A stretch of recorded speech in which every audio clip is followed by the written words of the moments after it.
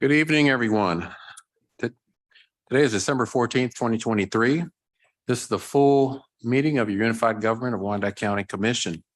Before I call the meeting to order, I want to announce that some commissioners, staff, and the public are attending remotely via Zoom, by phone, or on site. All participants joining by phone should please mute your phones at this time when not speaking to avoid any background noise. During this meeting, please make sure that you announce yourself by name and title every time you speak, so the public that is observing knows exactly who is speaking. Also, please make sure that when you speak, you speak clearly and directly into the microphone at an audible level where you can be heard, so the public can hear all your comments and an accurate record can be made by our clerk. This is critical given the number of remote participants and is current guidance from the Kansas Attorney General's office. Thank you for being here tonight. This is our first meeting with several new commissioners that you'll see. So welcome to our new commissioners. I will now call this meeting to order. Clerk. Roll call. Burrows. Here. Townsend. We have an absence memo. Burns. Here. Ramirez. Here. Hill. Here. Kane. Here. Lopez. Here. Stites. Here. Davis. Here. Bynum. Here. Garner. Here. Thank you, Clerk. We'll start off with our invocation, followed immediately by the Pledge of Allegiance. Tonight's invocation is going to be given by Pastor-elect Reverend Delano Sheffield of the Metropolitan Baptist Church, a new pastor to our area, and that'll be followed immediately by the Pledge of Allegiance. Can we please stand? Pastor. Good evening. Let us pray. Almighty God, we are grateful that you're the God who reigns over all of creation. You find your ways even into commission meetings. We thank you for your presence here. We thank you for these new commissioners and for those who have responsibility to govern well over the city and the rich privilege they have in leadership to touch every image bearer at scale in Kansas City, Kansas, God. We pray that you will give them wise questions to ask, for we know that the questions that we ask, we devote our resources to answering those questions.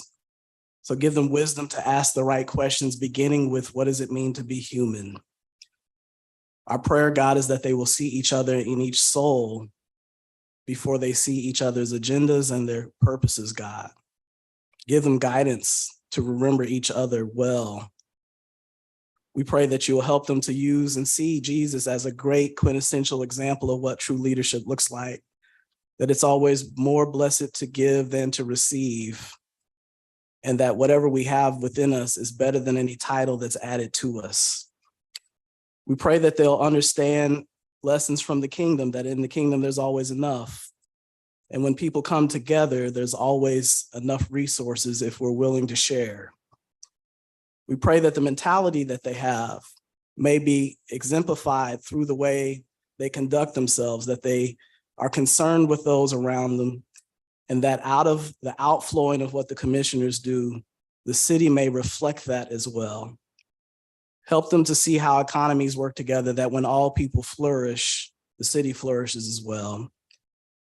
And our prayer, God, is that ultimately, as we cross paths with each other in meetings like this and on the street, on the highways, wherever we may be, we may ask how best it is that we can love our neighbor as ourselves. Thank you that you're a God who protects. You're a God who gives fresh insight. You're a God who's always reminding us to ask more what can be versus what has happened. You're a God who reminds us that hope is a real thing to have, and that there's always redemptive qualities, even in things that seem broken or depleted or without enough. God, we thank you that you're a God who provides enough. And we trust you that because you're present, you're answering not only the questions that they're asking about their concerns as commissioners, but also each of us individually. And we ask this knowing that you're a God who answers. So we look forward to what you're going to do as they work together to be a blessing to the city, so that the city can be a blessing to each other. In the name of your son, Jesus the Christ, we ask this. Amen. Okay. I pledge allegiance to the flag of the United States of America and to the republic for which it stands, one nation, under God, indivisible, with liberty and justice for all.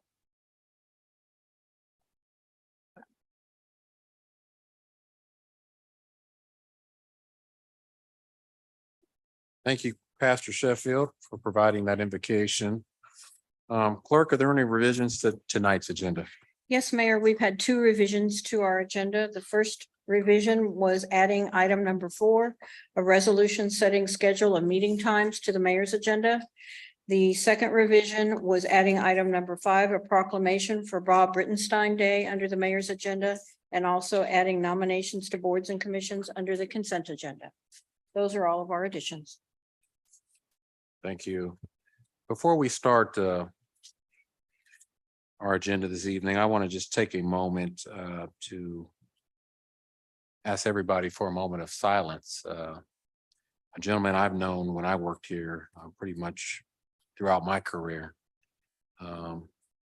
Parking Control Officer Henry V. Jones. He departed us on December 9th, 2023. And if we can just take a moment of silence in his honor and his memory for his service, years of service to this great community, that would be appreciated.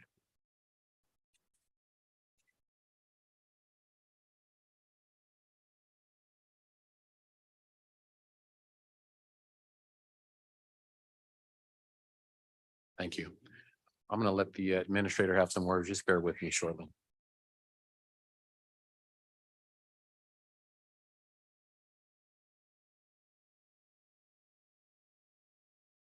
Thank you, Mayor. Just to add to what the mayor stated, unfortunately, one of our UG family passed away, Mr. Jones, and I think to talk about why it's an important time for us to remember, this gentleman gave over 40 years of his life in service of our citizens with our government. And he was, a few times that I met him, just a wonderful human being, really loved coming to work, doing his job, serving our citizens, and didn't ask for any fanfare. He just wanted to do his job the best that he could. And so the mayor has prepared a very beautiful, succinct, but sincere condolences to his family. And if I may take a few moments to read this in honor of one of our colleagues, Henry Jones. To the family, friends, and loved ones, I'd like to send my deepest sympathy on the loss of your precious loved one, Henry V. Jones. The homegoing of your beloved has brought about a reflection of who he was and what he represented to so many that loved him. We pray that the comfort of his memory aid you and keep you with a knowledge that gone may be the sound of his voice, but never your memories. Gone is his physical touch, but never from your hearts. Gone from immediate sight, but will never be forgotten. Please know that the thoughts and prayers will be with you as you navigate through your bereavement. Sorrowfully submitted, Tyrone Garner, Mayor, Unified Government of Wyandotte County, KCK.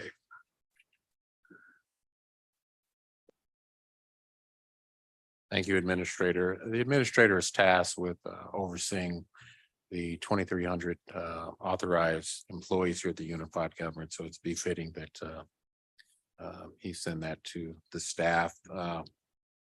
Mr. Jones started in March of 14th of 1984 and was well known here at the Unified Government. So he will be missed.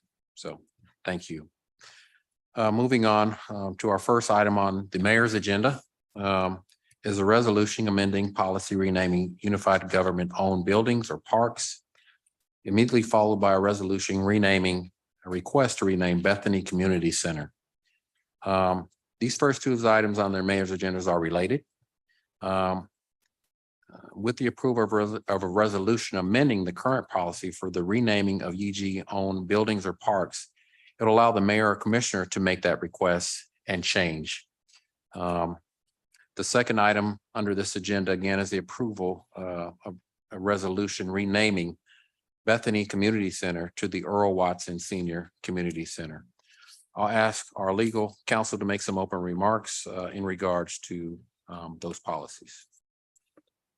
Thank you, Mayor. This is Wendy Green, Legal Counsel. Thank you, Mayor, Commissioners, County Administrator. The mayor put that exactly correctly. Our former policy did have a procedure to where a citizen could petition the unified government by submitting a petition with a number of signatures, depending on what type of building it was, what type of park it was, to the unified government clerk, and that would be placed on a standing committee agenda to rename a park or a building. But we didn't have anything in our policy for the mayor to make that request or for a commissioner to make that request. So the resolution before you would be to amend that policy. And all we did was add section 8 and section 9 to the policy. Section 8 provides that the procedure for the mayor to request to name or rename a park or building. And that would be that the mayor would be to submit to the UG clerk to place on the mayor's agenda at the next available commission for consideration, the request to rename or name a building. And section 9 is for a commissioner to submit to the UG clerk to place on the next available agenda for Public Works and Safety Standing Committee to rename or name a building. And if you have any questions, please let me know. Thank you. At this time, my community engagement advisor, I believe, Mr. Steve Williams. He's going to have a presentation in regards that's related to both resolutions.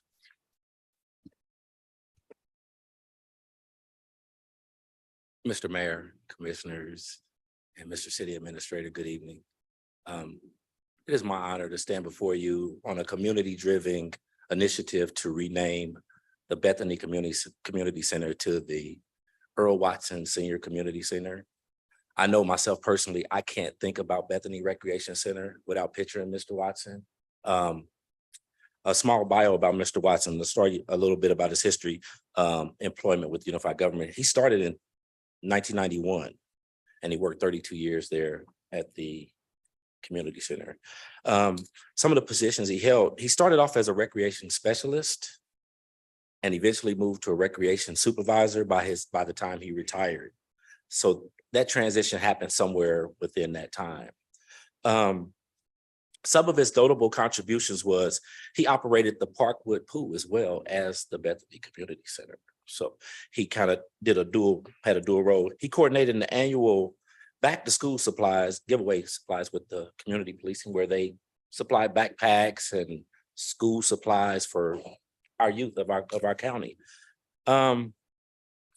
He coordinated the Night Hoops program, which was a large basketball program in our community for years, where our kids had a place to go, a safe haven to go where they could play basketball. He worked at the Bethany, like I said, at the Bethany Pool, the Bethany Center and the Parkwood Pool, providing all kind of different activities for the kids. But what I remember most about what I remember, I'm a little nervous, y'all, so forgive me. What I remember most about Mr. Watson was I was a policeman for 30 years, and I was in community policing. And for a large tenure of that time, the Bethany Community Center was either in my district or connected to my district. So I operated out of that building. I operated out of that community center. And whether it was 6 o'clock in the morning on a Saturday for a community cleanup at Bethany Park, Mr. Watson was there. If we were having a Halloween party for the youth and we got out of there 11:30, 12 o'clock, Mr. Watson was there.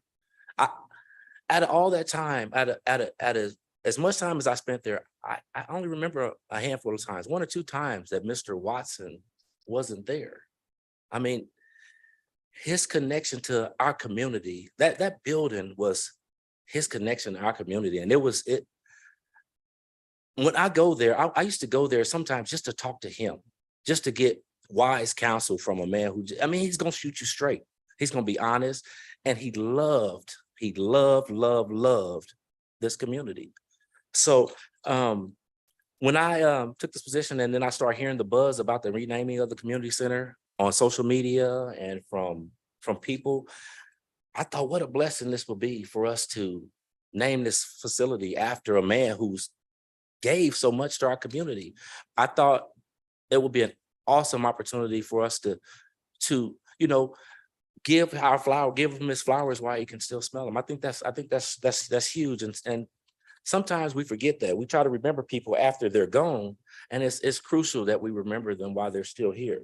So when I started digging into it, I met with Mr. Edgar Galicia. He had started this process a while ago.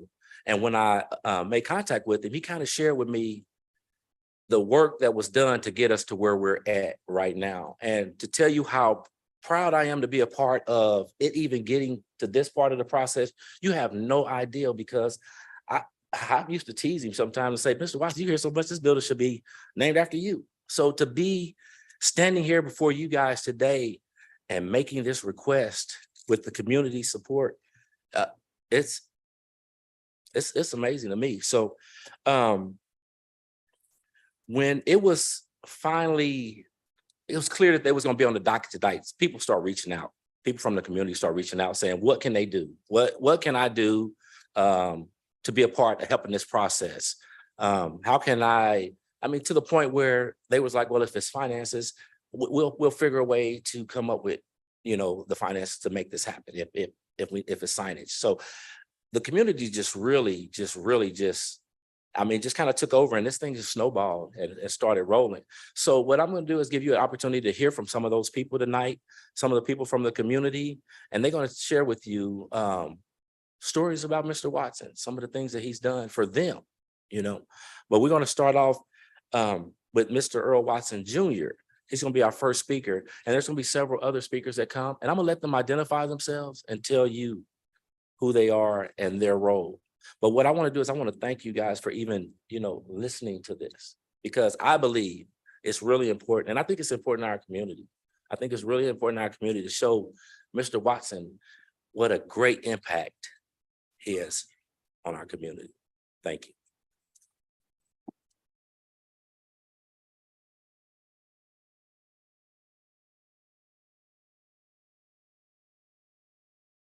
Thank you for having me here to leadership of Wyandotte County. I know it's not easy, trust me.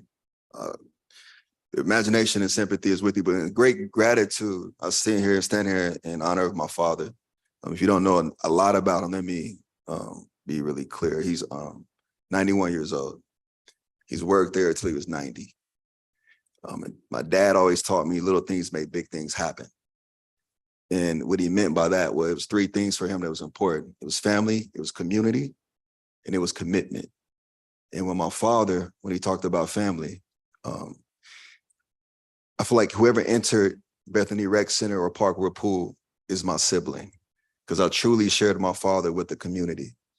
When he said he was there, when Steve Williams said he was there throughout the day, he left the house about 6 o'clock in the morning. He would walk Central Boulevard. He had to get his walk in. Then he would open up the gym, and he would let the judges in. Then he would let the police in, and then he would open up in the evening for anyone in the community. So growing up as a kid, if I wanted to see my father, I had to go into Bethany Rec. So obviously I played pickup with the judges, the police, and the community 3 times a day. The judges fell harder than the policemen talk more trash, just being honest with you. But my dad was truly a mentor to all. I heard stories about my dad, and to be honest with you, when it comes to family, I didn't appreciate my dad doing that. I'm gonna be honest with you. I wanted my father to myself. Sometimes he wouldn't make some of my games. And then when I went off to UCLA, he didn't make any of them except for the holiday season, because he had to open up Bethany Rec. And even in my early 20s, all the way through college, I despised that. And it wasn't until I got older, I realized what he was truly doing.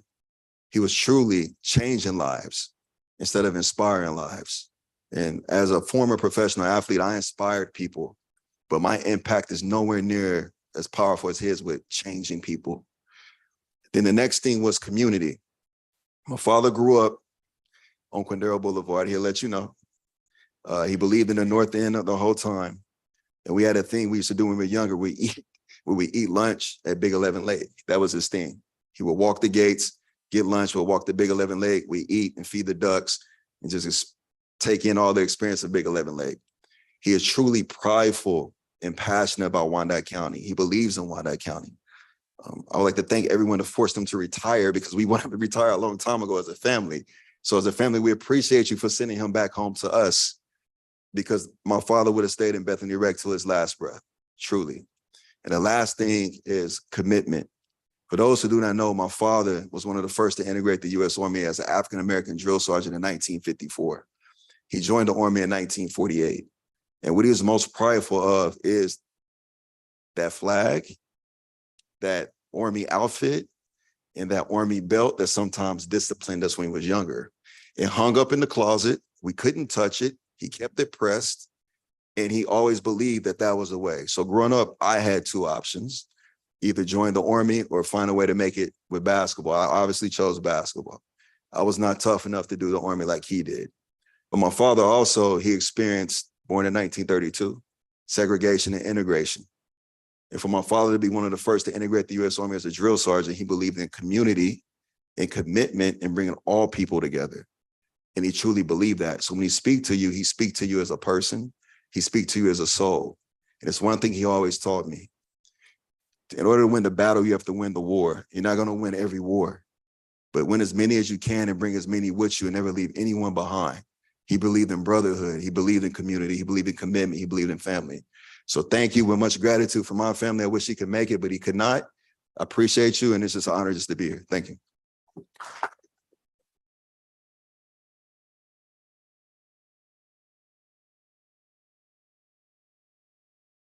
Good evening.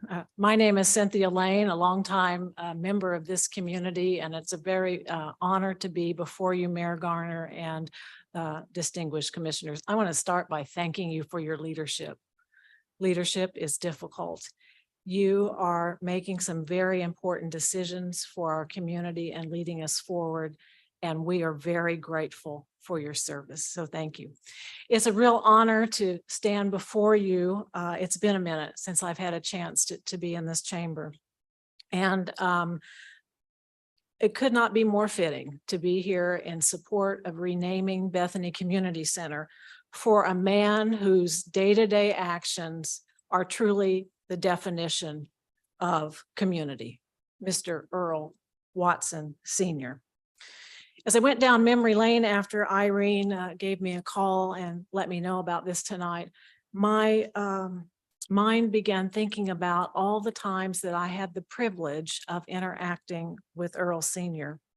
So I contemplated what words I might offer that truly give honor and appreciation to a remarkable man who graced my life, who encouraged me and kept me focused on the way forward whenever I had a chance to meet, and a humble man who, as Earl Jr. just said, has done so much for our community. But my mind took me to a parable, one of my favorite parables, called The Giving Tree. And so if you will just give me a moment, I'm going to take some liberties and talk to you about the giving tree, and I think you'll see how Earl comes through. Once there was a tree, and the tree loved his community. Every day a child would come and visit the tree, gather leaves, climb the tree's trunk, swing from the tree's branches, and play. The tree offered shelter from life's storms and shade on a sunny day.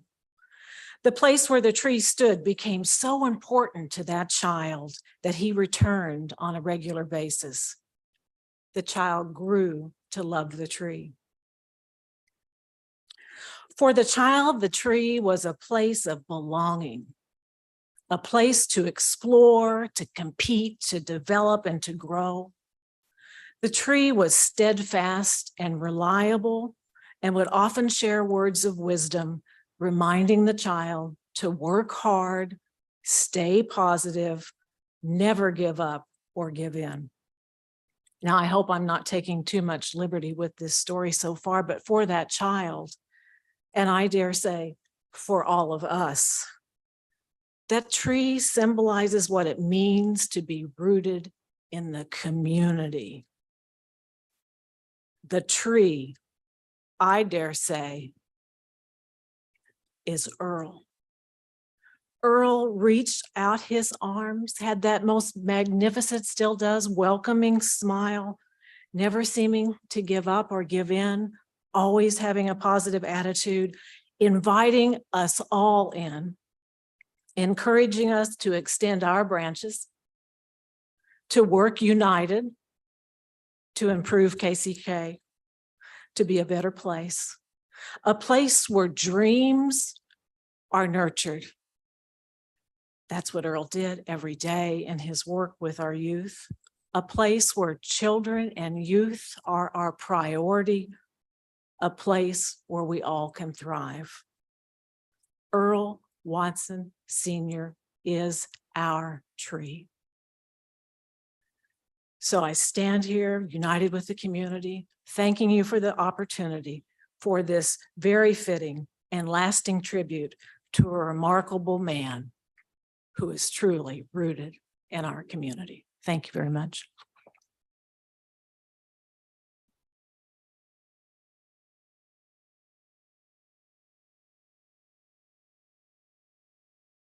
Good evening. Raise this up a little bit. I'm Calvin Thompson, retired basketball player, current owner of a semi-pro basketball team. I'm not as tough as I was when I was playing, so I'm gonna have to read mine because I'm gonna get a little sensitive when I talk about my elders. Mr. Watson meant so much to so many. There's no place I would rather be than here tonight speaking for him. One word that I never heard from Mr. Watson was no. You see, I grew up in the playground era. And whenever there was inclement weather, I would always call on Mr. Watson to see if I can get into the gym. And it was always, yes, I'll be there. He looked out for me even back when I was as tall as I was wide. And he believed in me at a very early age before he even knew who I was. Once he found out how much I liked basketball and why, he really took a liking to me, a different aspect. I told him my aspirations was not to go play pro ball, although I ended up playing for 9 years. My aspirations was to be the first in my family to go to college. And that's when he wrapped his arms around me and really took me in.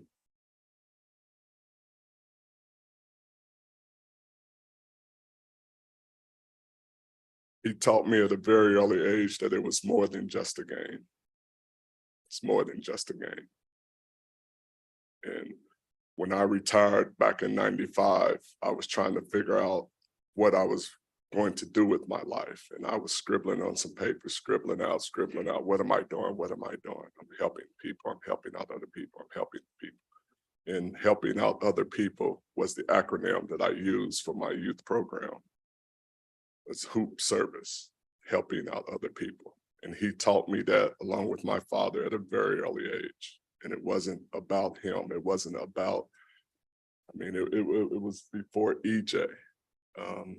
And obviously with him looking out for us, we looked out for EJ. And he talked about family. When we greet each other as big bro, little bro. And it was more than just a game with Mr. Watson. He looked out for everyone. It wasn't just me. It was thousands before me and thousands after me.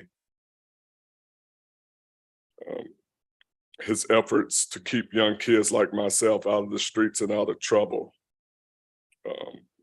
was tremendous.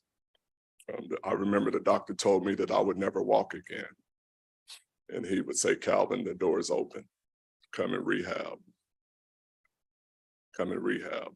I would turn around. He'd be sitting or standing in the doorway watching. And he'd look at me and I'm looking at him. Next thing I know, I turn around. He didn't realize how long I was going to be in there. Now he's sitting. But he never once complained about the time that I was in that gym. He sat there, he held my hand. And a couple of years ago, when I would come back down here, I would go up there. Mr. Watson, you at the center? Yes, I would go up to just sit down and talk with him, pick his brain. So, I mean, there's no other person that I would think or I could think of that this honor should be bestowed upon. So please consider renaming Bethany Rec to Mr. Earl Watson Senior. Thank you.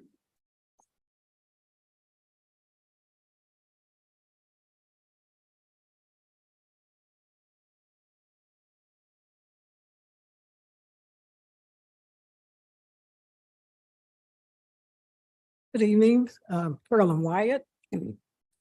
Glad to be here this evening in honor of Mr. Watson. I met Mr. Watson a long time ago. I used to be a coach.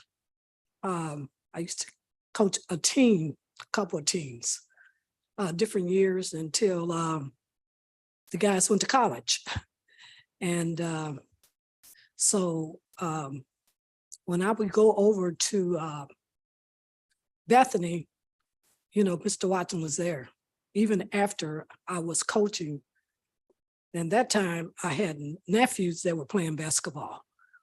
So then I would go over there and I see Mr. Watson, sit and talk with him. You know, he's very brilliant. And, you know, when you talk to older people, you can learn a lot. And then you get some wisdom. And Mr. Watson would be around all the time. And then I would see him at the swimming pool. He'd be down there. He had to go down there, do some work down there. He would be down there in the summer, we're all the time in the morning. And then I see him at JFK, Miss Richard Lee now, and at Bethany. So he's been around a long time. And you don't find very few people who give their time to young people like that. Very few people who really love young people, love what they're doing, making sure the gym is open. It's a safe haven for young people. And we should make sure that every center is the same. It's a safe haven for young people. Mr. Watson gave all that time, his life, but it's like, it was so important for him to help young people and the community he worked in. The time wasn't an issue. Most people want to get in and get out. He wasn't trying to get out. Like his son said, he'd be still there now. That's just how important people and young people was to him. And I think it's important that when a person give their service like that, give their life like that, it's a worthy cause to renaming the center. It means something. It means something to the people on Central. It means something to the people that went there all those years that knew Mr. Watson. And I think it would be very fitting for it to be renamed Mr. Earl Watson Community Center. And thank you.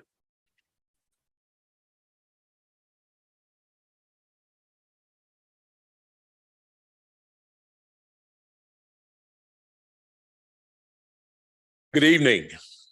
Hope I don't talk too loud. I got a big mouth. I'm Reverend Tony Carter, Jr.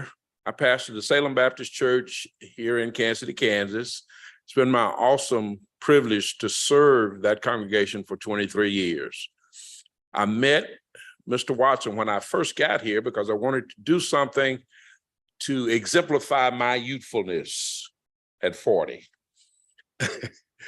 And Mr. Watson opened his doors to us on a number of occasions before little Earl, my jumper got broke. I done broke my jumper now. It don't work like it used to. But one of the things that drew me to Mr. Watson was he reminded me so much of my dad. Earl Jr., my dad too was a father to everybody in the community. And if he wasn't a father, he was their uncle. Everybody wanted to be Uncle Tony. And Mr. Watson really in an emphatic way reminded me of my dad because everybody used him to mentor them. He made himself available. His community advocacy, he was always trying to advocate for somebody in the community, particularly for those who were underserved, or those who didn't have the same privileges that others did. And he was always advocating for them. And I don't know if all of y'all know who do community work, to include you commissioners and mayor, it's hard work. There's a passage in 1 Corinthians. I'm sorry, I am who I am. The passage says, we are laborers together with God. And Mr. Watson epitomized that passage because there were times he worked hard. Everybody just got through telling you he'd show up early or he'd show up late and he'd stay as long as it took. It did not matter to him. He did it even to the detriment of his family at times, or at least it felt that way. But he was a laborer. He worked. But then he realized that you have to work together. And he was always looking for other people to help him reach out, to help him bridge gaps, to help him fill the voids that were there. And so he understood the labor. He understood that it had to be done together. And there were times when even with the right kind of laborers and even people trying to work together, it really required a higher power.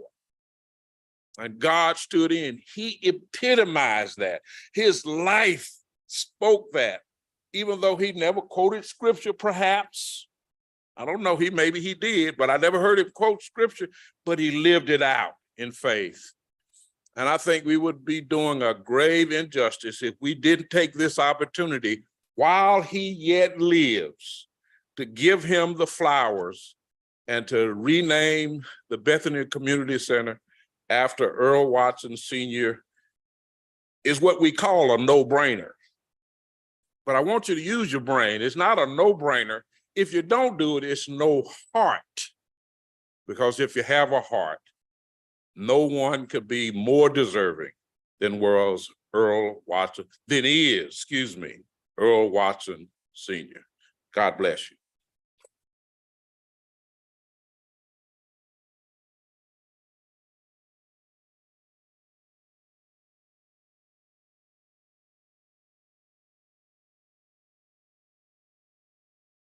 Hi, my name's Paul Soptic. I'm a lifelong Dot. I should know better than to follow a preacher up here, but I'll try my best. I remember meeting Mr. Watson 28 years ago, back in 1996. When I started with Wyandotte Counties Against Crime, WCAC. We had our first Summerfest in Bethany Park, then with then Mayor Maranovich,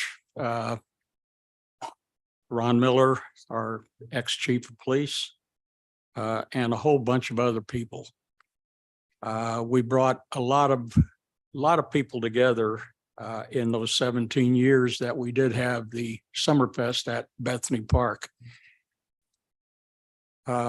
We had the Halloween celebration, for 14 years, from 2005 to 2019. And in 2019, the last time we had the Halloween celebration there, we had 4,002 kids come through that center that night. Excuse me. And the reason we know it's 4,002 because Mr. Watson had the little clicker at the door and celebrated everybody coming into the park and doing the clicking and making sure that everybody was counted. And this was just the kids, didn't include the family.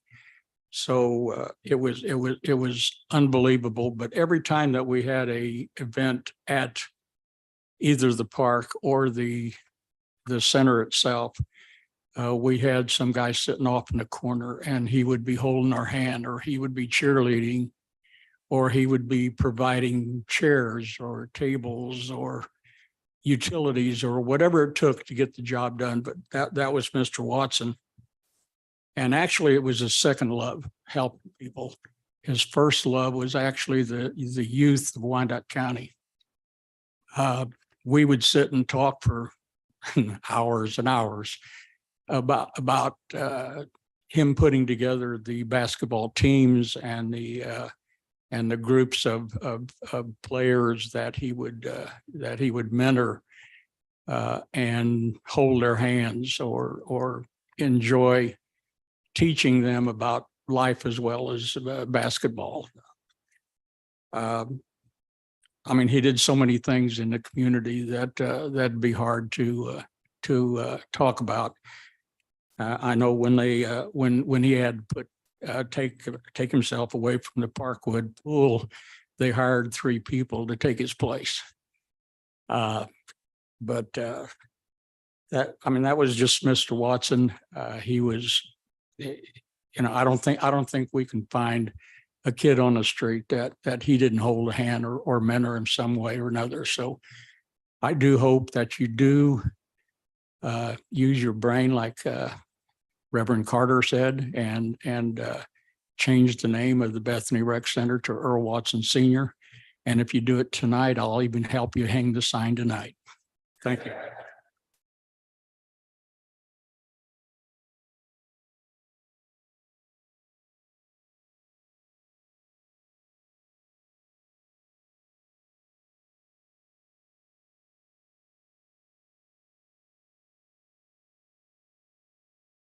Mr. Mayor, Commissioners, I think y'all just saw me a couple of weeks ago.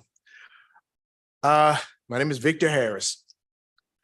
In 1991, I met Mr. Watson, and this is how I knew that he's the kind of person that was into the community. It's before a lot of y'all. He used to have a business on 13th and Quindaro. Right now, the Family Dollar's right there, but he had a little small grocery store there, and we used to call them little neighborhood stores. And my wife and I was working with kids. I just came home, I had the military, and we was trying to do things for the community. So we looking for somebody to donate. You know, when you're working with kids, it's kind of expensive trying to do it. But Mr. Watson would donate the Kool-Aid, the cups, anything we needed that was for those kids. And we would go to him occasionally, and he said, just go in the store and get what you want. Then after a while, I kept, okay, I want to do something else. And I was like, let me go to Bethany and start coaching. So I started coaching Mr. Watson. He was in the Army, I was in the Army. And when you go into Bethany's parking lot, it's a big window up there. Usually he's sitting right there in that window. And that's why I knew most of the time he was in there, because when I'm coming to the parking lot, I look up at that window, he's sitting right at that table reading or doing something. And we would talk, and he told me how Lehman Smith was the director of Parks and Recs or something, got him into Parks and Recs. He said he gave him the keys and said, go up to Bethany. JFK opened up, let the kids hang around. Mr. Watson kept doing that repeatedly. Finally, he ended up getting a job. But that's how he said he started working at Parks and Recs, Mr. Lehman Smith. So to go on, Mr. Watson, he spent time and hours and commitment up at that facility. Because I know a lot of times we would go and Mike would be up there and we would show up early in the morning. He would be there somewhere 8, 9 o'clock at night. I guess Miss Watson finally got fed up with it, so she started hanging out up there then. So you would see her sitting on the bench over there too. Mr. Watson gave that community and his kids. I heard they was trying to reach out to like 3 miles of the community to get this petition done. Mr. Watson knew people over in Missouri. He knew people in Topeka. He knew people everywhere. So to say limited to get a group of names to sign this petition, 3 miles. God, come on, that's a joke. You would have to go completely out of this state almost to find people that will sign that petition, said that what we're doing is right. Because Mr. Watson, he deserved it. I was getting into politics. Yes, I ran for commissioner. Who'd I go talk to? Mr. Watson. He talked me through step by step. He taught me who to go talk to. He was a mentor. He loved this community. And one thing that most of you guys can see, you ever seen an 80-year-old run up down that basketball court officiating games? Half of the coaches, when we would play coaches game, because Mr. Watts would have a coaches game up there, we couldn't even do it. I'd get out there, run up down 2 times, holler, sub. Mr. Watson is still run up down the court, blowing the whistle. That's what he gave to this community, to that facility. The repasses that a lot of people in this city had of families that you didn't have a place to have a repass at because maybe you're short on money. Mr. Watson was there. Birthday parties. Mr. Watson was there. Dance recitals. Mr. Watson was there.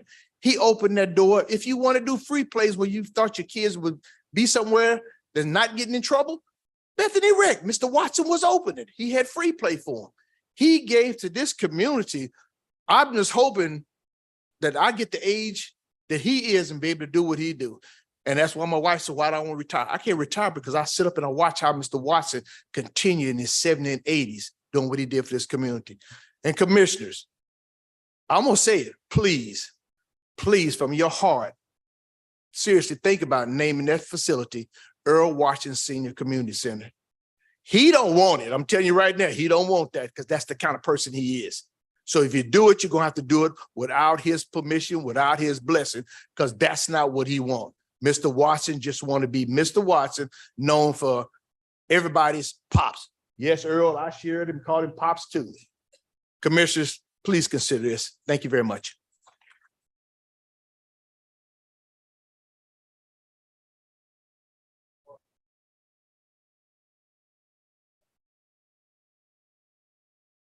Good evening, Mayor, Commissioners, community. I've been wondering all day since I got this call from Steve. He said, man, can you come and talk about Mr. Watson for 2 minutes? There's not enough time in the day. Sir, can you give us your name? Yes. My name is Adrian Robertson, and I'm honored to be the pastor of Kingdom Community Church here in Wyandotte County. I'm also honored to be the co-founder and executive director for KC United Youth and Family Sports and Education Initiative, and we've been around going on year 14. And so, as I was saying earlier, I've been trying to figure out all day what to say about Mr. Watson. So I also am honored to work for the Kansas Leadership Center, because what came into my heart was we teach people around the country about adaptive leadership, where we try to teach people that don't just look at everything from a technical fix, but with some of the challenges that you have to deal with from the position of a leader, there are different acts of leadership that can help close gaps and challenges. So one of the first things that we teach people to do is to, what do you observe? What do you see? So this is the question I want to ask those standing out here with me. How many of you sitting out here right now can say that the work that you do right now, those seeds were planted by Mr. Watson? Stand, please.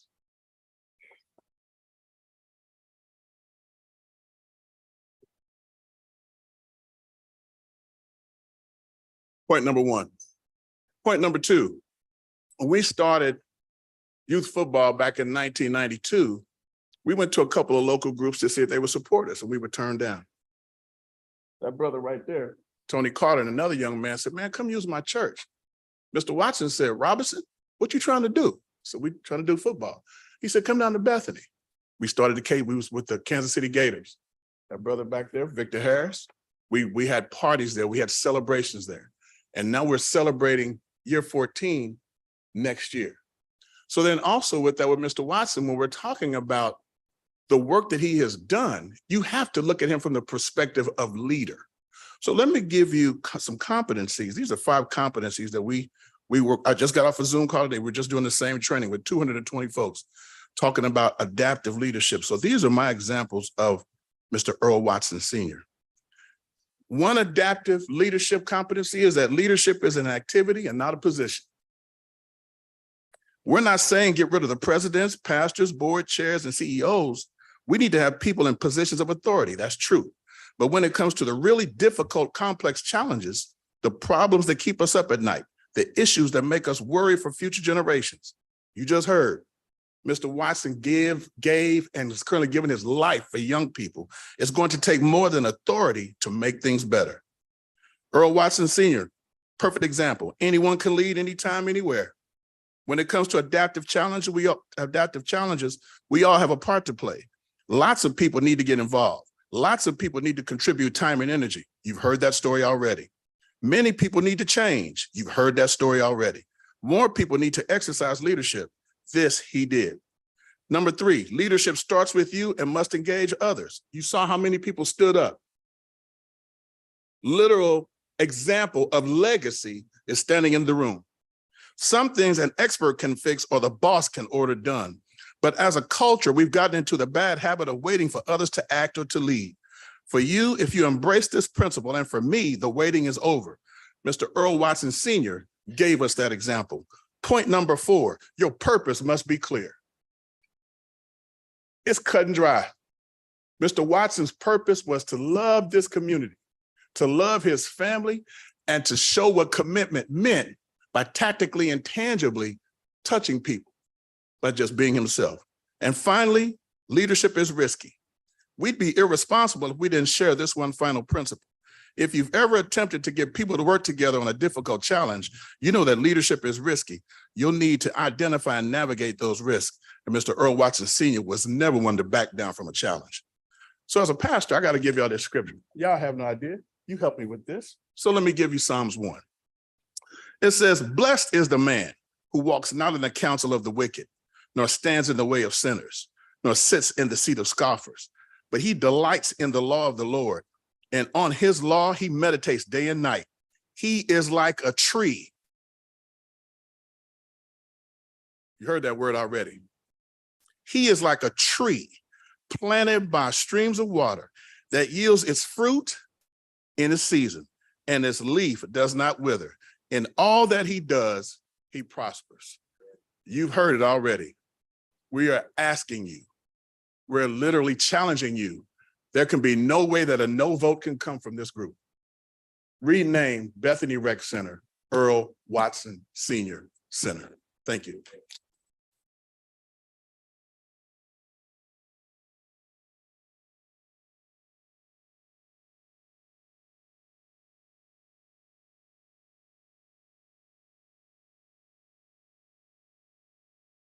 Good evening, Mayor and council members. My name is Jeffrey Bagsby. I'm a former police officer here in Kansas City, Kansas, along with several of my classmates that we came on in 1985, which is when I first met Mr. Watson. Mr. Watson was like I don't even want to say father, because he was greater than a father, because he did things that a lot of people's fathers never get a chance to do with their sons. I remember I used to talk to Mr. Watson when I was very young. I was 21 when I started on the police department. So I was kind of naive, and I wasn't a street kid, and I didn't really know a whole lot about the stuff. So I was just getting to know a lot about community and serving and things like that. And so I remember he had a conversation with me. He was telling me, he said, and he had a funny way of talking, but he would always say, Bagsby, he said, man, you just need to just act like you know what you're doing. And I said, yeah, I'm trying to do that. So, and he was really talking about us playing basketball and, being leaders in the community. But one thing that he taught me when I saw him one day up at the swimming pool up on Quindaro. I don't know if you guys remember. Well, I'll go. You remember Maurice Green.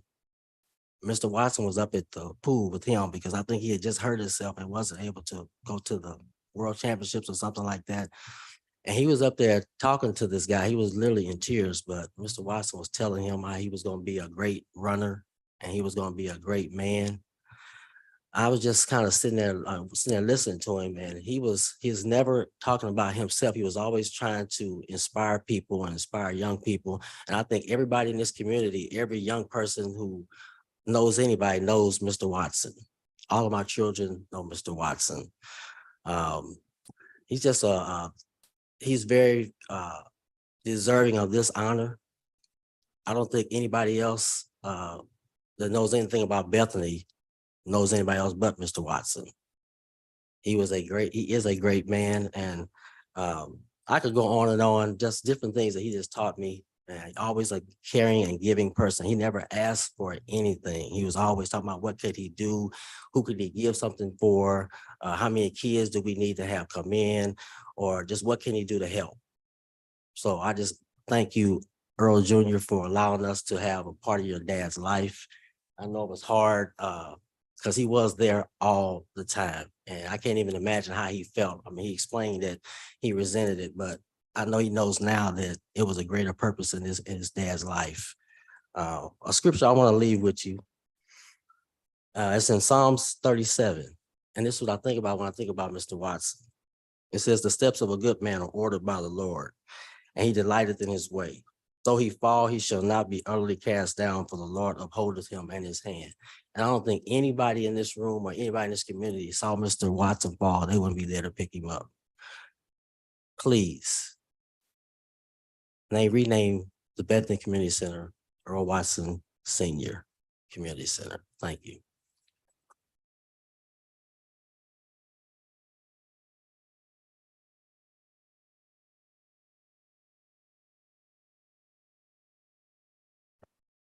Good evening, Mr. Mayor, Commissioners. My name is Eric Williams, and I own and operate Clipping the Please Barbershop in Wyandotte County. I am a product of Wyandotte County. Grew up here my whole life. So as Mr. Thompson said, I was one of those kids that grew up in the gyms around here. And there was one person that I saw all the time. He wasn't as tall as Calvin Thompson, but he was still a giant. Like he said, in that window, I used to pull up and we'd wonder if the gym's gonna be open. You could look up in that window, you knew the gym was gonna be open that day. So Mr. Watson was, like I said, I went with the crowd that went into the gym. He was always there for us as a leader.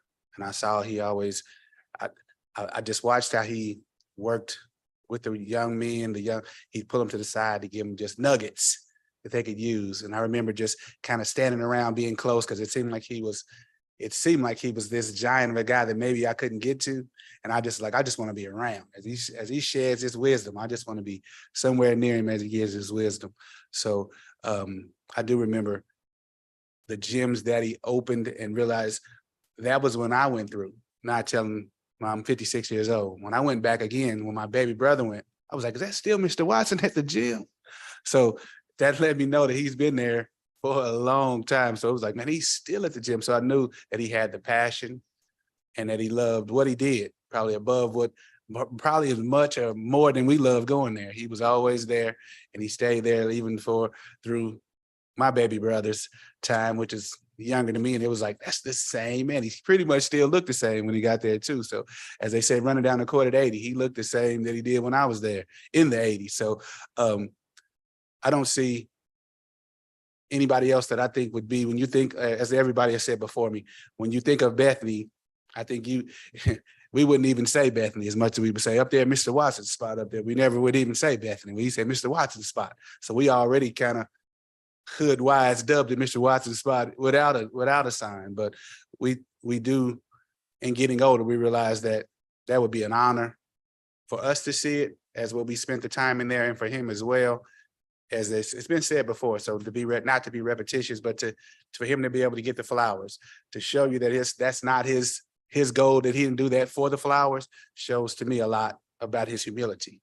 How it wasn't to name this, he didn't stay there for all those years to name the center after himself, but just to give back to us, little guys that was trying to make it and try to do their things. A guy like me got a chance to meet Stevie Williams at Bethany. So we was in two different sides of Kansas City. So me, Stevie Williams, 40, 50 years later, he's still one of my good friends. So that opportunity was allotted us by being able to come to Bethany Rec. So like said before me, I'll ask that if you would find it in the kindness of your heart to make Bethany Rec Earl Watson Senior Community Center. Thank you.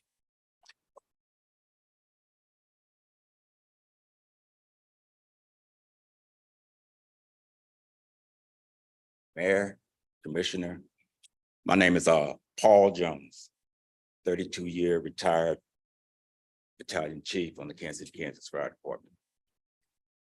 I can say this. Ever since I've heard that Mr. Watson was possibly going to be named, Bethany was going to be named after him, I can't think of a more deserving person who needs that honor. I would like for him to see his flowers while he's alive. I want to thank his family for sharing him with us all these years. He not only opened up the gym and the pools and everything, but he made sure that we had good leadership there, quality people there, and he took control and knew what everybody else was doing.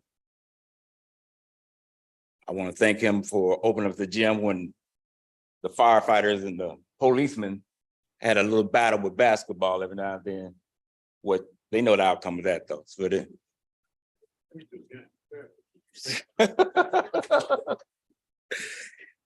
but like everyone has said, especially his family as well, thank you for sharing. I called him Uncle Earl, and everybody, a lot of other people call him Pop or Uncle. I call him Uncle Earl because he made you feel just like family. When Mike and everybody was doing the Halloween celebrations, he was there. When I I did the parades for the back to school. And Mr. Watson would be one of the main leaders who would help coordinate that. And he never, I've asked him every year. Our first Grand Marshal was Buck O'Neill. I asked him every year to be our Grand Marshal. He didn't want that. He didn't want to be out in the light like that. But it's everybody here knows everything that he's done in this community. He was never a selfish person. He gave himself to his community. He was a server. And I think that's what God put us all here to do, is to serve. And I'll be honored. And I ask of you to name Mr. Earl Watson Sr., Bethany to be named Mr. Earl Watson Sr. Thank you.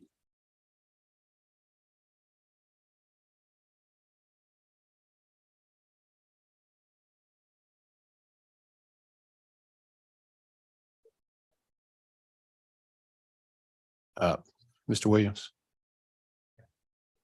No. If anyone else would like to speak, please take this opportunity. Just state your name.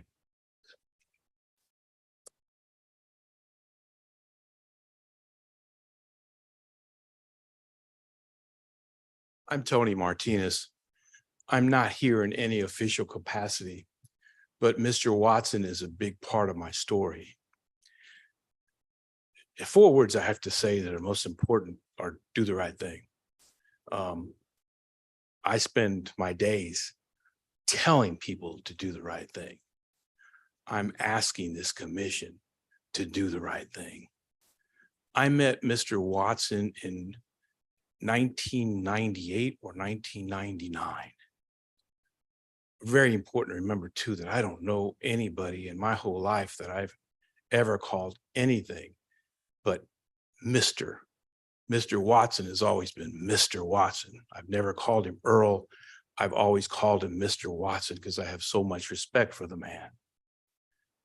Back then, I had 3 little boys and 1 little girl, and we were a mixed family. My 2 adopted bonus children were redhead and blonde, and I had 2 Mexican-American children that looked a lot like me. I lived in a different county at that time, from Argentine, from Armadale, but I lived in a different county at that time.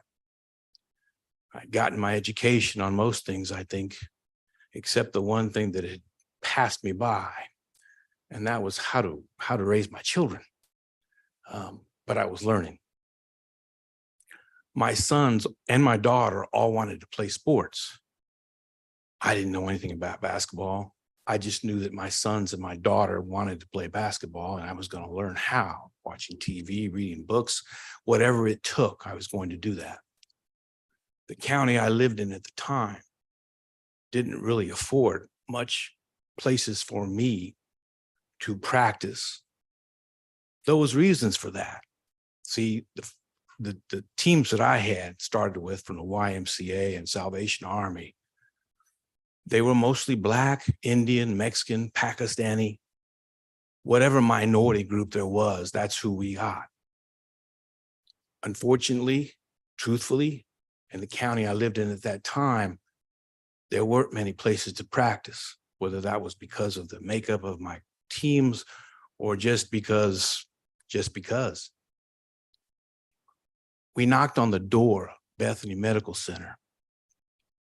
Not Bethany Medical Center, I'm sorry, Bethany Center. And Mr. Watson opened that door and invited me in. I told him my problem. He said, "When do you want to practice? Let me know what you want to do, but keep the door open to all the children from the county that you grew up in, because they need your help." He knew I was an attorney. He thought it was important that kids stay in school. I did too. From there, we developed a friendship. His door was always open for me and every kid I could find that wanted to play or practice. Back in those days, we had epic battles with the KC Panthers, with the 76ers, with the Blue Dogs, with all great local teams. Eventually, my team was composed of just about 90% of the kids from Wyandotte County. Great athletes from Sumner, Washington, Schlegel, just great athletes. Eventually, we went to many of those great tournaments in Las Vegas, in, Chicago, in Texas, in California. 90% of the kids were from right here. Mr. Watson always had the door open for the kids that played on the KC Outlaws. He always had the doors open for Coach Martinez and his teams. 99% of those kids that played for me were right from here, and they went to college and they did well. We only lost one to the streets. When I told Mr. Watson about that, he cried with me. He cried for Marcus, a playground legend. He cried for him. We cried together. As my children got older, they stopped playing sports. They went to college. They did well. Then something really neat happened. 6 years ago, something really great happened in my life. Mr. Watson knocked on my door and encouraged me, keep going no matter what you do, but don't you forget about the kids in this community because they need role models. And you have to continue that, Tony. Mr. Watson, I'll do whatever I can. I still do that. And I do that as much for Mr. Watson as I do for myself, as I do for my kids, and as much as I do for the kids here in this community. I can't tell you what I do all day. And that's when I tell people do the right thing. But I can ask you, I can plead with you, do the right thing. Change that name from Bethany to the Earl Watson Senior Community Center. Thank you for your time.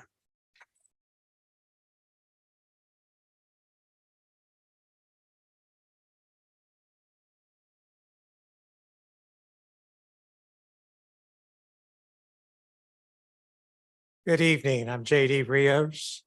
And I think you've heard of plenty, but I, as a policy liaison, want to remind you, in order to do this great thing, you must first pass the resolution allowing for the mayor and yourselves to do a renaming. So that would be the first course of action. I just want to remind you of that. And then the actual resolution for the renaming is the second item that you will you'll act on, right? And so I want to thank you. I will add this one. I've known many a student through my educational career that would talk to me about Mr. Earl Watson Sr. And I utilized him on a few occasions for students that were kind of giving me, I said, you know what, I got someone you need to visit with. And he happily did it.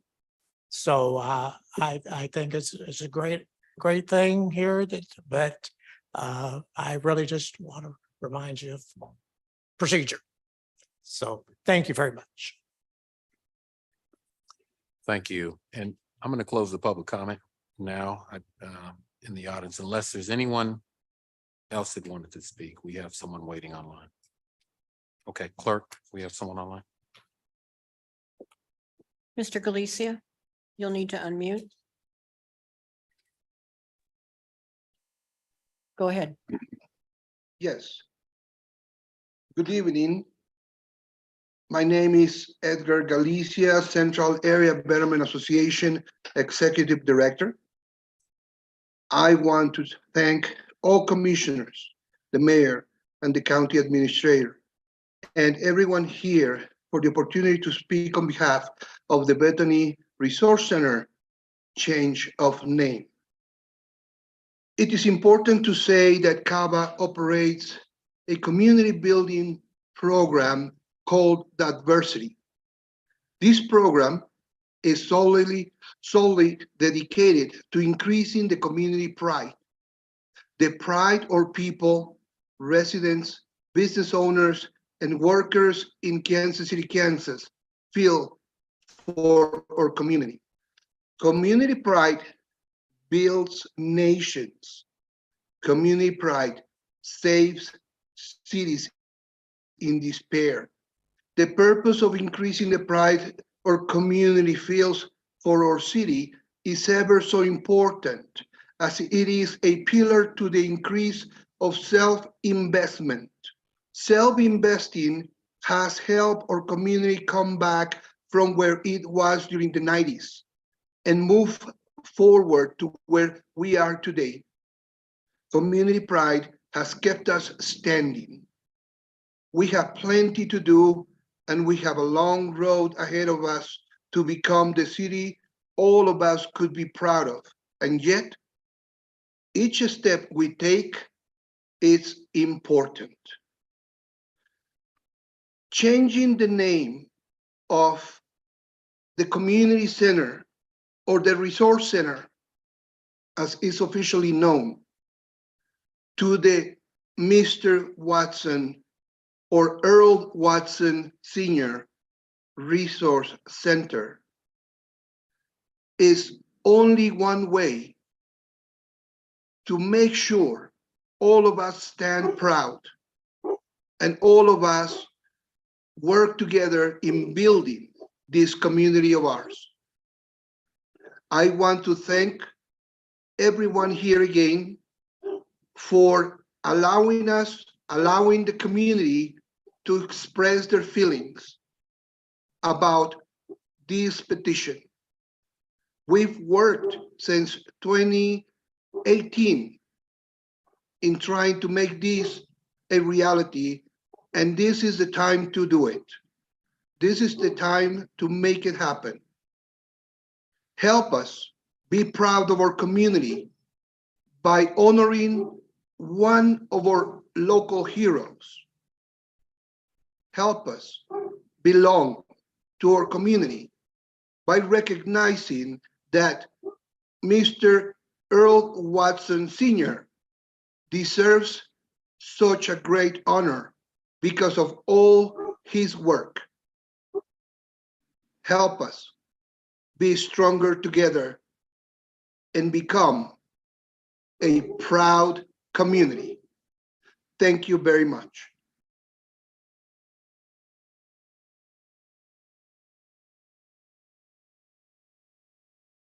Clerk, is there anyone else? There are no other hands raised. Thank you. And thank everybody for their comments, and thanks for my staff for facilitating the presentations, and for everyone that spoke. We have a new commissioner to this district. I believe it's Commissioner Burns, and that's his district. And I know he's been listening intently to all the ongoings, and he's the first button to push that would like to make a comment. So I'm going to open up for a commission comment. Commissioner Burns.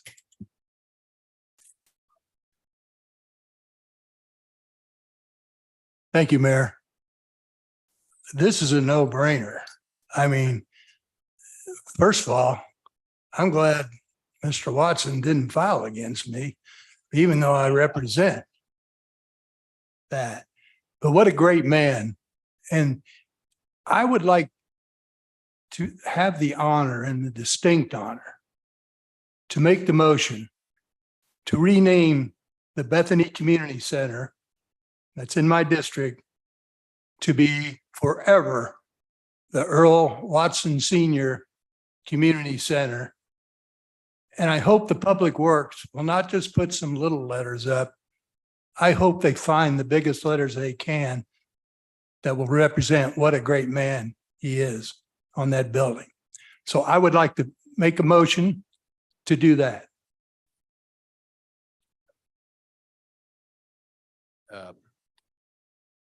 I'm going to hold that motion, Commissioner.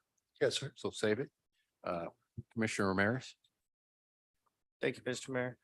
I remember meeting Mr. Watson. I can't remember if it was when I was campaigning the first time or when I was already reelected. It was during the time when we were fighting for Parkwood Pool. And I remember I went to Parkwood Pool. I had an interview to fight for Parkwood Pool, and that's when I met him. And anyone could say, once you talk to him, you know, he loved this community.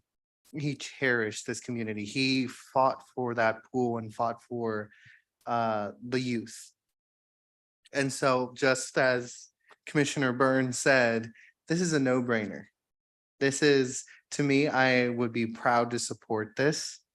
And with that, before we get to Commissioner Burns's motion, I make a motion to approve the resolution amending the policy renaming UG buildings or parks. Stites, second.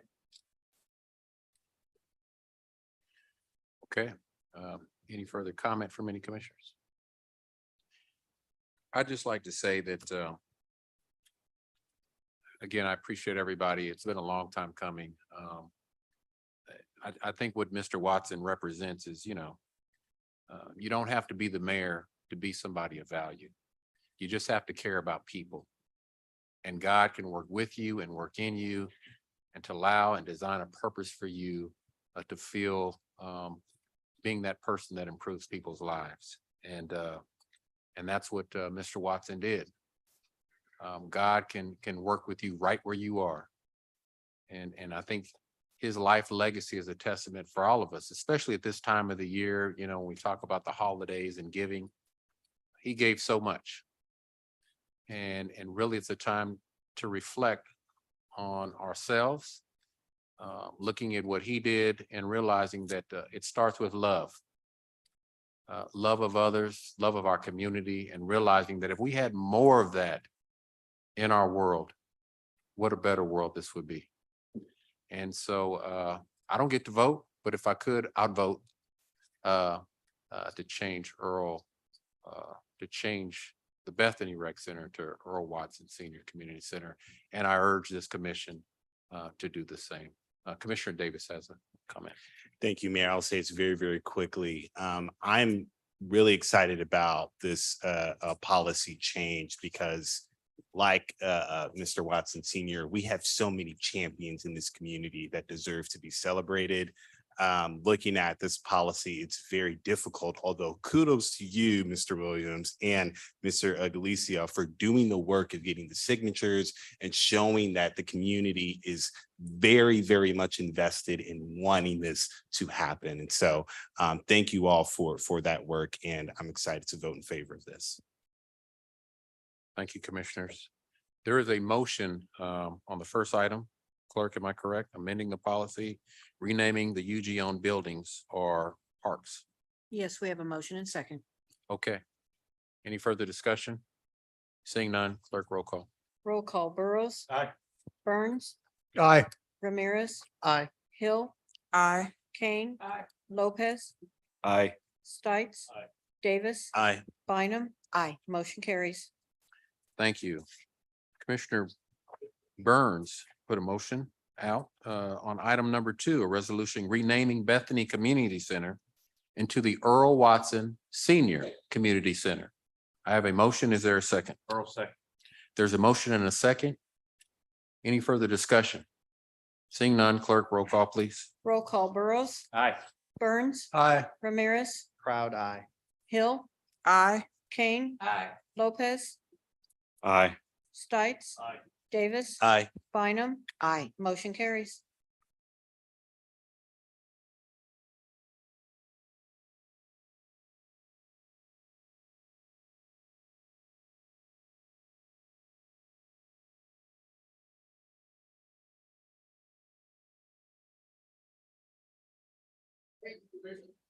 Before we proceed on, Earl Jr., would you like to have some comments before we close out? I know this has been a long time coming. A lot of hard work went into this. I'm gonna be very transparent. I've never been more emotional in my life than now for anything. I guess I got my dad. For myself, I care less, but for him, he has no clue this is even happening, right? So when we tell him as a family, I would videotape it and make sure to post it to see his reaction. I almost just want to wait till he gets there, but every day is significant for us, and just to have him here, I think I'm gonna just tell him sooner. So thank you from the bottom of our hearts. Like I said, leadership is difficult. I know it's hard when you have thousands of people telling you what to do, but they never sit in the seat when it's really hot, right? So I understand it's easy to talk from the stands. Trust me, I know that for sure. So just thank you for everything you do. Once again, it's about community love and family, and I'm always a resource for the community as well. Thank you. Thank you.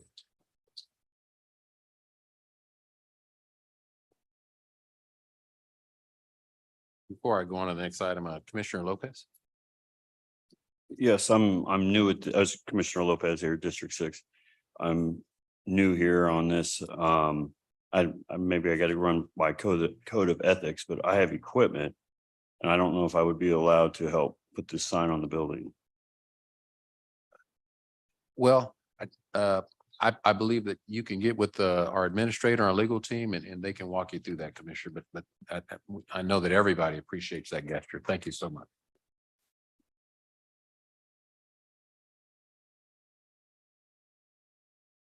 Thank you, Commissioners. That takes us to item number 3. It's an update from the mayor's office regarding policy and procedure for appointments to boards and commissions. I'll ask my chief of staff, Irene Cadillo, to lead this conversation and answer some of your questions. Mayor, commissioners, county administrator, and special first commission welcome to Commissioner Hill, Commissioner Burns, and Commissioner Lopez. It's always an honor to stand before you. But tonight I want to do something about reminding you of the importance of the opportunity of voice and representation that you offer our community via appointments, certain committees, boards, task force. Now, I understand all of you have said it's been difficult to find appointments, people that can commit and serve based on times, days of the meeting. But what is important is as you enter the new year, what I want you to think about is how we fill, reappoint, or appoint your positions. For new commissioners, I know you've been through a wealth of information and training this weekend, so you have a lot that you have to think about. But for all commissioners, I do want to share that we recently had a legislative audit, and it was about the boards, committees, and task force. And something I want to take as a quote from there, if you haven't seen it, talked about many board seats are vacant, and some of these are long-standing vacancies. And additionally, many seats are held by members whose terms have expired, but are still serving until a replacement can be found. That's citizenship all the way, right? That's civic engagement. But one of the things that I would like to remind you is it is so important to think about the ways we can have public be a voice and be at the table, often not invited at some of these tables. So I also have some more information that I think you would be interested in. Our clerk's office actually provided some research even as early as today. And it indicated about 47 boards, committees, and task force that are important to have community voices in. Now, of these though, 10 are inactive, 7 are the mayor's task force that really are open invitation to participate by all of our community members. But that leaves almost about 30 appointments that must be made by the mayor and or the commission.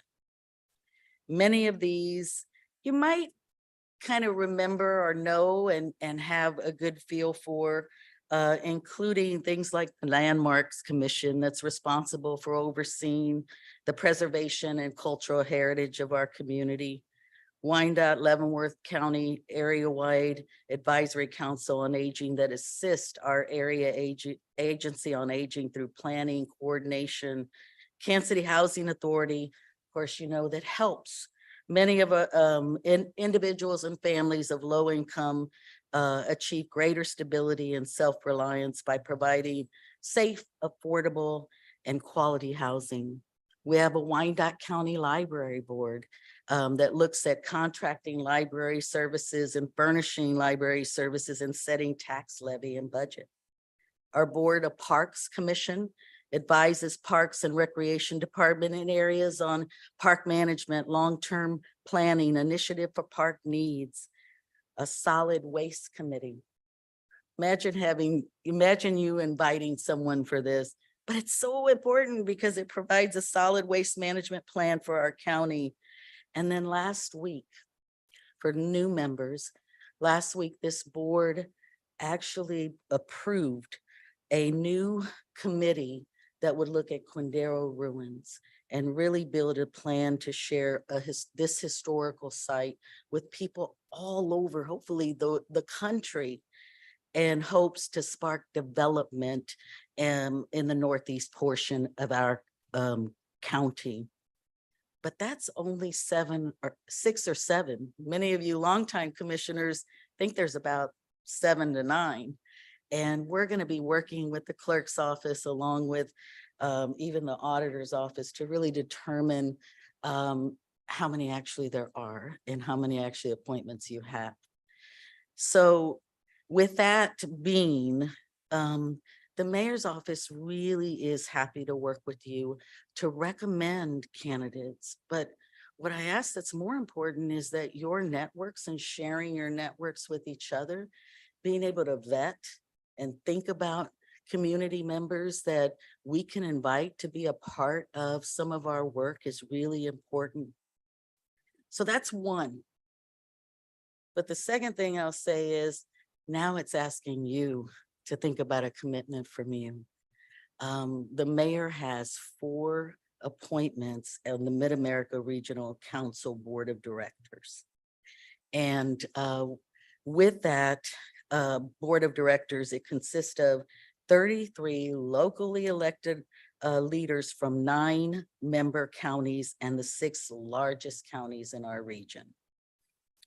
This board position is often appointed by the mayor, but what we're asking is that you think about, as we ask community to sit at the tables to share their voices, we ask 3 of you to consider being marked board members that meet on the 4th Tuesday of the month at noon to be Wyandotte County voices, to be our voices at that table and represent this community. So if you have an inkling to volunteer, I need 3 volunteers to let the mayor know. You can do that tonight too. He's sitting right there. Mayor sitting right there, you can do that. The other appointment from Mark that's also important is the Total Transportation Policy Committee, which serves as a local decision-making and policy development body that's related to multimodal transportation in the region. So it's a forum for state and federal officials to communicate with local officials and representatives, as well as for citizens and members of the business community to address local officials about transportation related issues. Mayor has already appointed 2 community members to serve on that. We're looking for a commissioner that would be interested. They meet the 3rd Tuesday of every month, 9:30. So he has 1 position on that available. Please consider representing Wyandotte County at this table.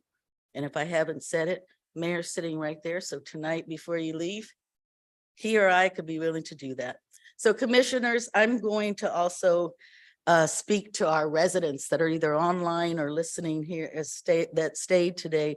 And I'm going to close by saying that the steps we take together for a better Wyandotte County includes diverse voices at tables that our residents often aren't invited to. These appointments offer you and our community an opportunity to share lived experience, to provide opportunity, voice, and representation for a better Wyandotte County. Thank you. All right, Mayor.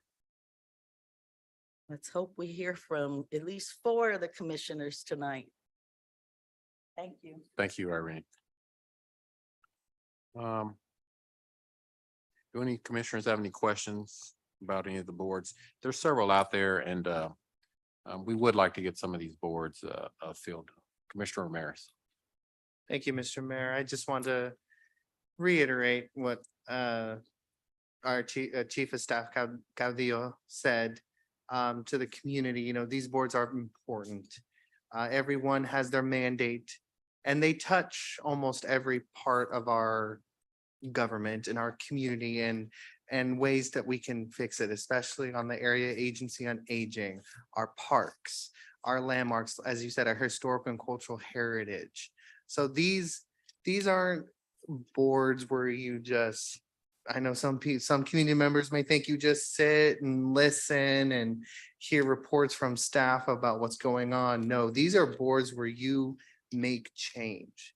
You recommend change for us, or either you may be the final voice on that change. And so it's, if you want to be involved, reach out to your commissioner and see what vacancies they have open. Or as you said, there may be some expired terms that are still serving. So I really, because I think I have a couple and I know which boards I have, and I'm having a hard time finding people to fill those vacancies. So I urge the community, if you want to be involved, reach out to your commissioner. It's important. We need your voice, as Chief of Staff Caudillo said, your voice is important. And I would love to be considered for any of the other commissioner appointments that are available. Thank you. Thank you, Commissioner Davis. Ms. Cardio, you forgot one, which is the Community Benefit Advisory Board, which is also passed as well. So just add that to the list. What I would also ask, which I think would be really, and thank you, this is very helpful. I'm glad we're having this conversation, is if there are folks that we think are eligible candidates, right? For a particular board, because some boards in task forces have certain requirements, right? For example, library board, I'm appointing somebody from Edwardsville. I'm not even appointing somebody from my district. Correct. Information on, and maybe we have a pool of people of who they are, what district they live in, and then what particular skill set they have. I've had one appointee of mine like send me their resume. I thought that was doing quite a bit much, but just get an idea of who you are, what your interests are. You don't need to be an expert, but there needs to be some sort of experience or interest or relation to what that board is. But some sort of pull from us to look at would be very, very helpful. But thank you. I appreciate that. Can I just say that one of the important factors behind this too is, of course, you want to accept appointments where there's some interest, but I would challenge our community to understand the importance of getting outside, getting uncomfortable sometimes, because that learning curve can be very important. When I actually years ago was appointed to the Kansas City Area Transportation Authority, because at that time Mayor Marinovich said she got tired of me standing up in front of the commission saying how bad our transportation system was.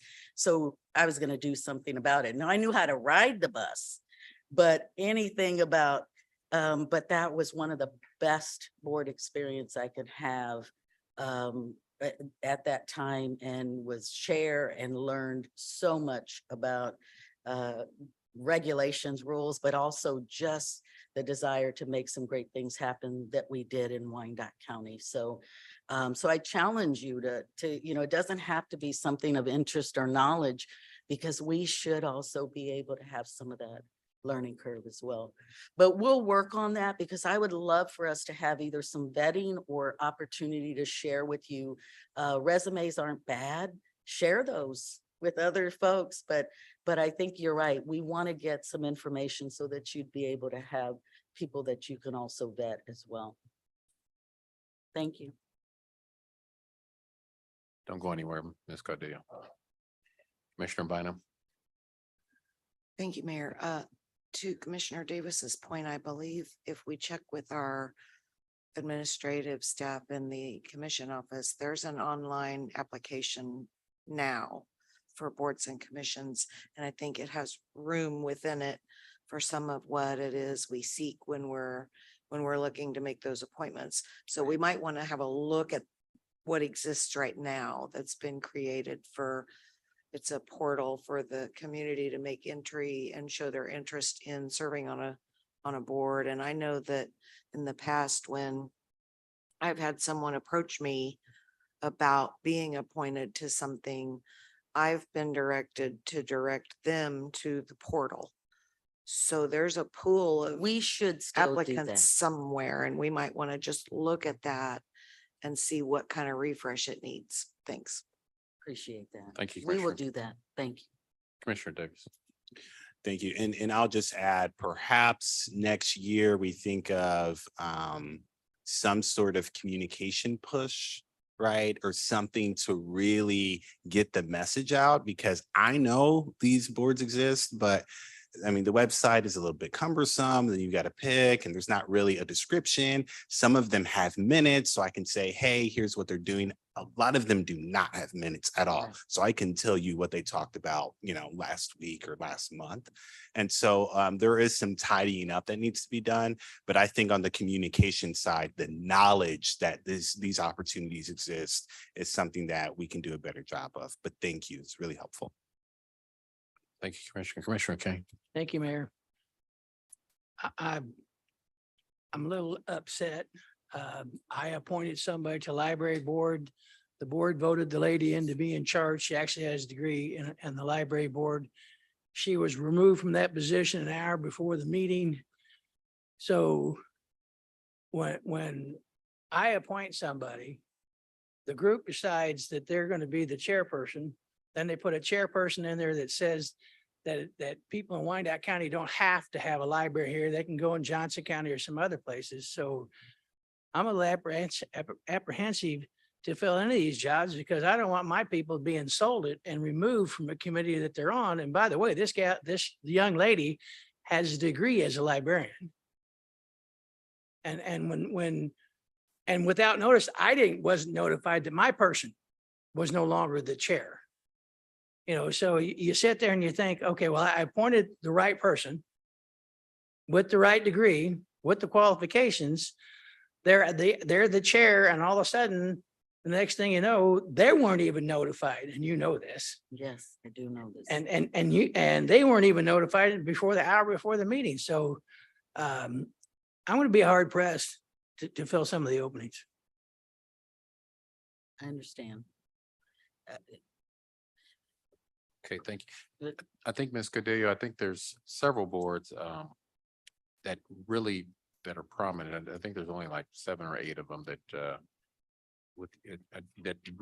it's the library. I believe it's the you want to go through those just main ones that Just the names real quick that I think everyone's familiar with in regard to commonly appointing are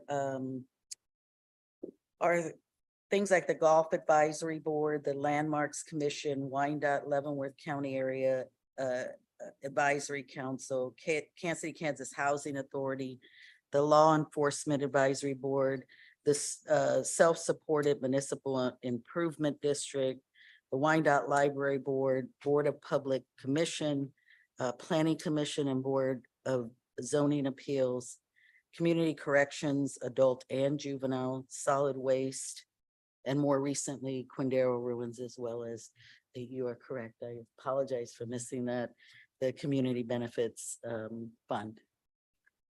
But I don't know if any of you have, these are new to me as well, Mayor. We've also have some others that we've been the Board of, no, that's inactive. Contract Fairness Board, the Development Review Committee, the Drug Task Force, which I don't, Ethics Commission.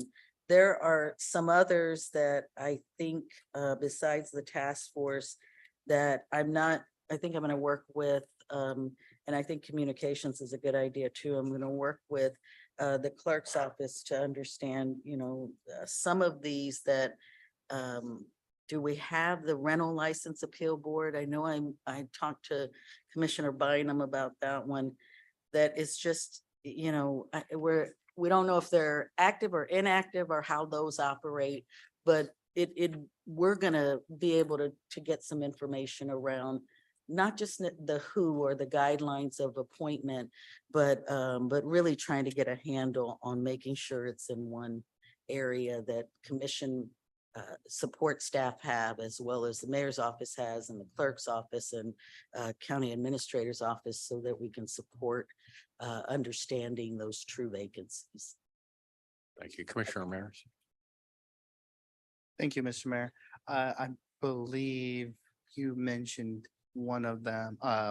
It's I always forget the name of it, the Special Alcohol and Drug Committee or something. Oh, the drug task force, or the drug task force, but there is a drug and alcohol, but that is inactive. That is currently inactive, and that was something I had a couple months ago. I had mentioned to James Bain, who was a former attorney with our legal department, and I had asked him to look into it because by state statute, we receive we receive taxes through the alcohol Yes, taxes by the drink. by the state.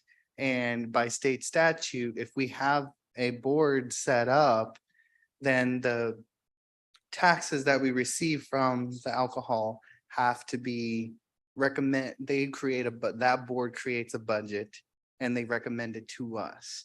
And currently as I had mentioned this to Commissioner Bynum, and she put it very succinctly, once again, in one of these boards, we are not in compliance with what state statute is wanting us to do with that board. So that's, again, another board where we have to make appointments to, so that we're in compliance with state statute. Okay. We'll take a look at that. I look at Monica and go, we got some work to do. Yes. All Thank, right, thank you, Ms. Gadea. Thank you, Yeah, thank you. yeah. And just so you know, staff commission, Irene really took this on with Mr. Murray and Mr. Rios to really take a hard look at this. So they're going to continue to work with staff in our administrator's office to hopefully get you something robust. The vision that I'd like to get is hopefully at some point next year, a recommendation on for you all to consider what are the key boards that you want to maintain, and maybe look at some boards that have been inactive for long periods of time that you all could consider to let go by the wayside, to cut down on 40+ boards. And there's still a lot of other boards out there. There's ghost boards that exist. There's a Merck board, believe it or not, for the Merck co-op downtown. And so there's just a lot of ghost boards that are not operating that we just need to narrow down. So we just wanted to bring that to your attention. That's something we're going to be working on. But I think those key main 8 or 9, 10 boards, including the newer ones, are the ones that are really most important of value to the day-to-day of the unified government. So to the new commissioners and to our long-term commissioners, if you can just consider just finding some key appointments to those boards, that would really be helpful. That takes us to item number 4, which is a resolution of approving a 2-year meeting schedule added per the agenda. And really what this is looking at, I believe, council, we have actually 2 options. We've been out of compliance. I guess at some point there was a practice put in place to where before I became mayor that there were 2 commission meetings, which, I don't have a problem with, but you got to know my background. If it's in black and white, I'm sworn and I've taken an oath to make sure to uphold the policies of the unified government and to make sure that they're enacted as written and approved by whatever commission. And so prior commissions had authorized per ordinance that we should be operating under 3 commission meetings a month. And so we have been out of compliance.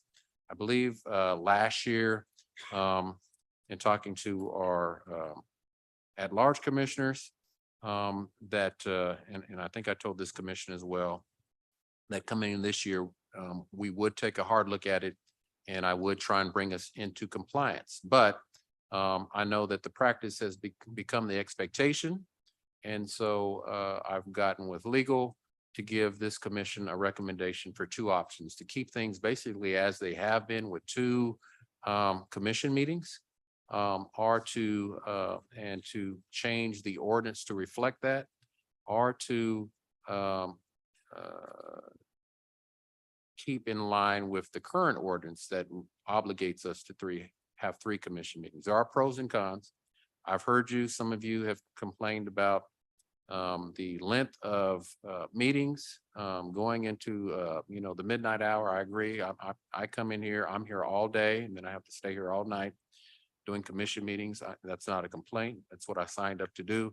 But for our staff and folks and for the public that have to endure those long meetings, it does become somewhat burdensome, as well as the commission. So I know a lot of you have jobs as well. And so those are the options on the table. Naturally, if you have three meetings, the meetings times would be shorter.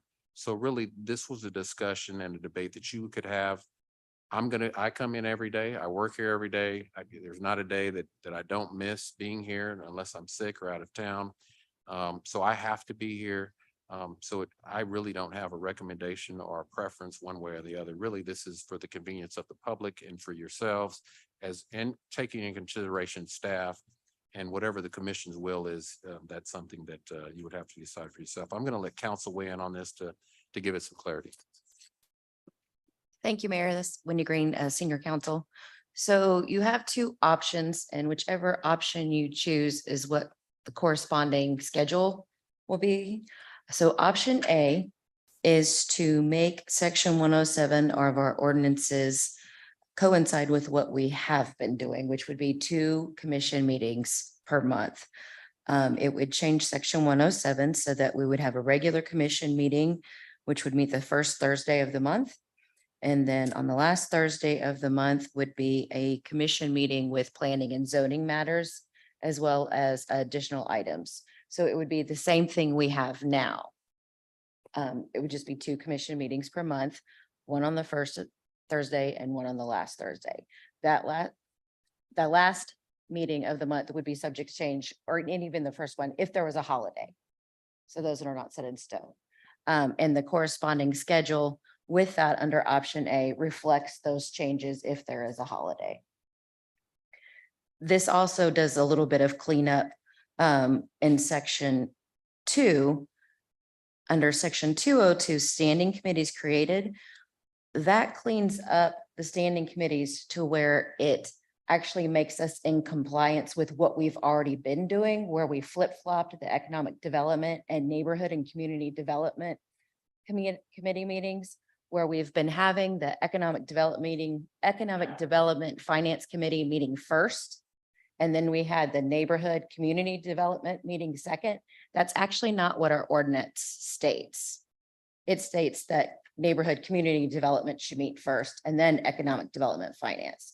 So this would just make that ordinance us in compliance with the ordinance by changing the ordinance. So then option B.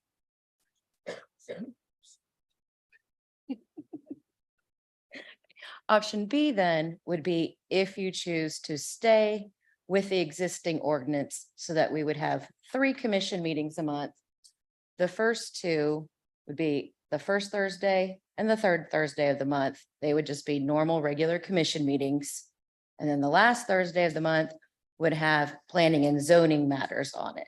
So it'd be a planning and zoning commission, which could also have additional matters on it. And the schedule with option B would reflect that. It also has a section 2, which would again clean up section 202, which is the standing committee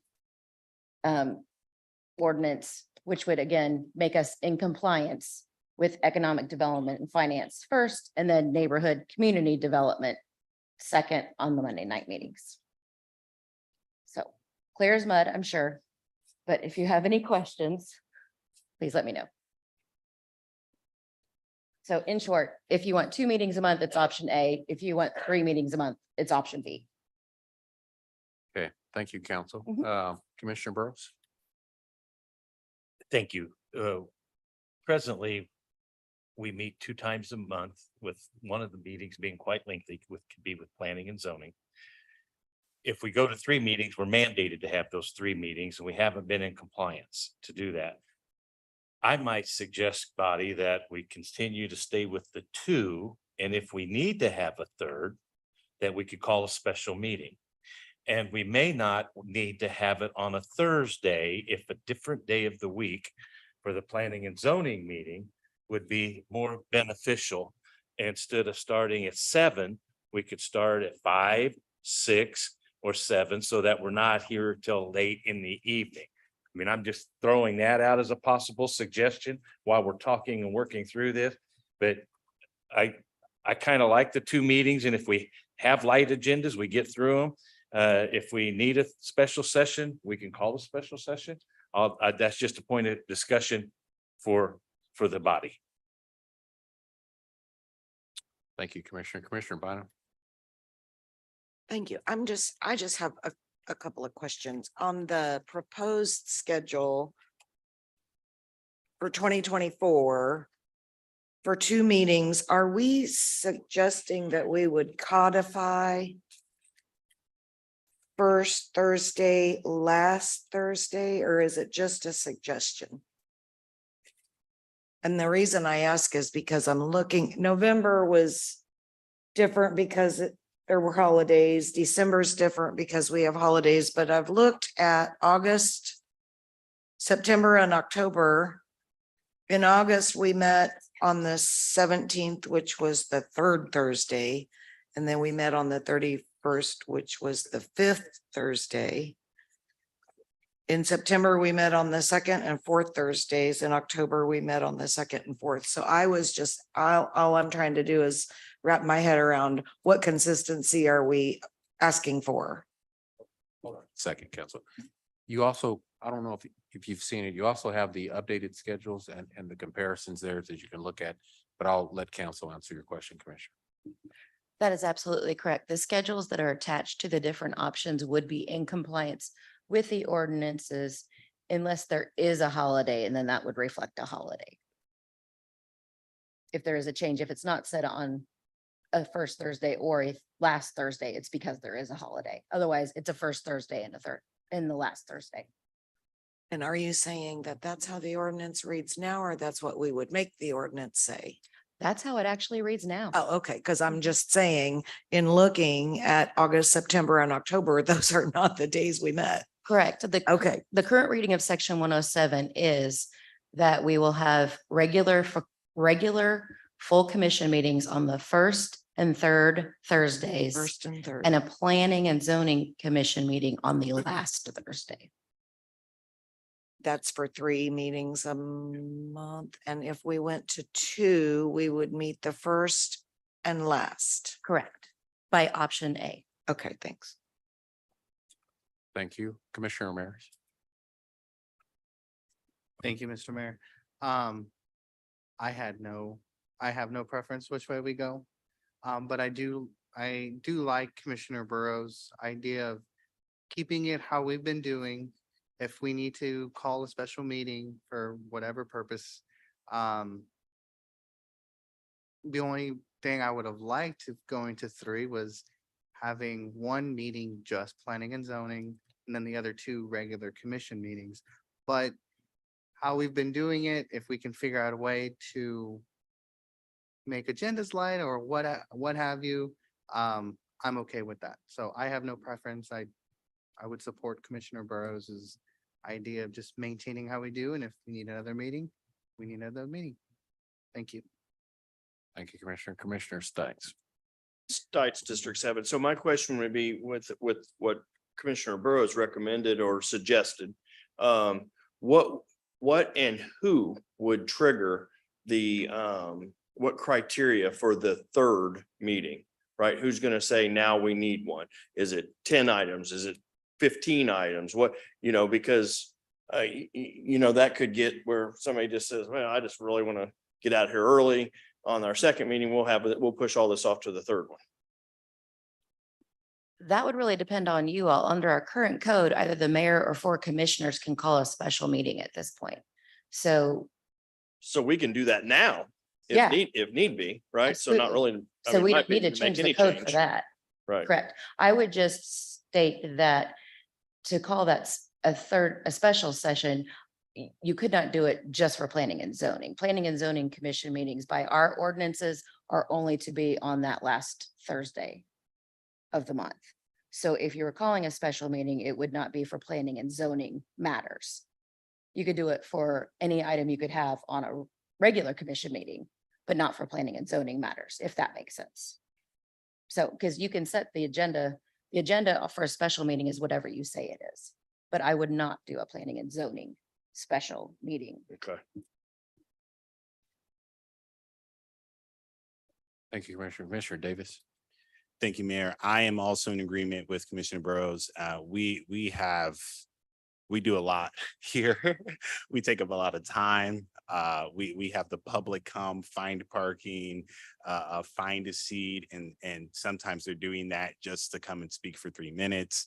I just can't imagine adding another meeting for that to be necessarily beneficial. As far as the agenda being lighter, I would just make the recommendation that we put more items through the standing committee process as opposed to skipping the standing committee process and then putting it on the full commission, because those items that are not going through the standing committee process aren't on the consent agenda. And so at any time, we can call a meeting. Mayor, you can call a meeting, we get a quorum, we can get it going. With that, I'll make a motion to adopt option A.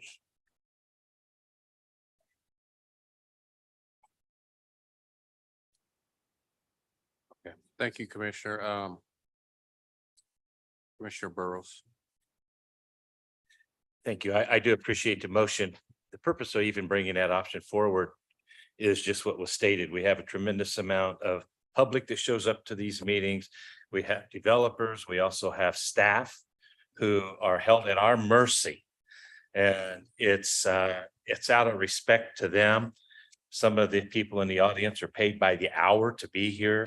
And sometimes they start at 7 o'clock when we start and they don't get out of here until midnight. Is that really fair to whoever is paying their bill when it's on us to run the clock? So I do appreciate the opportunity to at least share with you why I chose the option A, but I wanted to explain it. And I do believe that may be a better option for us. And this be a learning opportunity for us. Thank you. Thank you, Commissioner King. Thank you, Mayor. And I agree with Commissioner Davis. If we saw, like, we got the agenda adjustment at 3:56 today. And you've got how much time, because you gotta leave work, you gotta come up here to actually go over this as thoroughly as you should.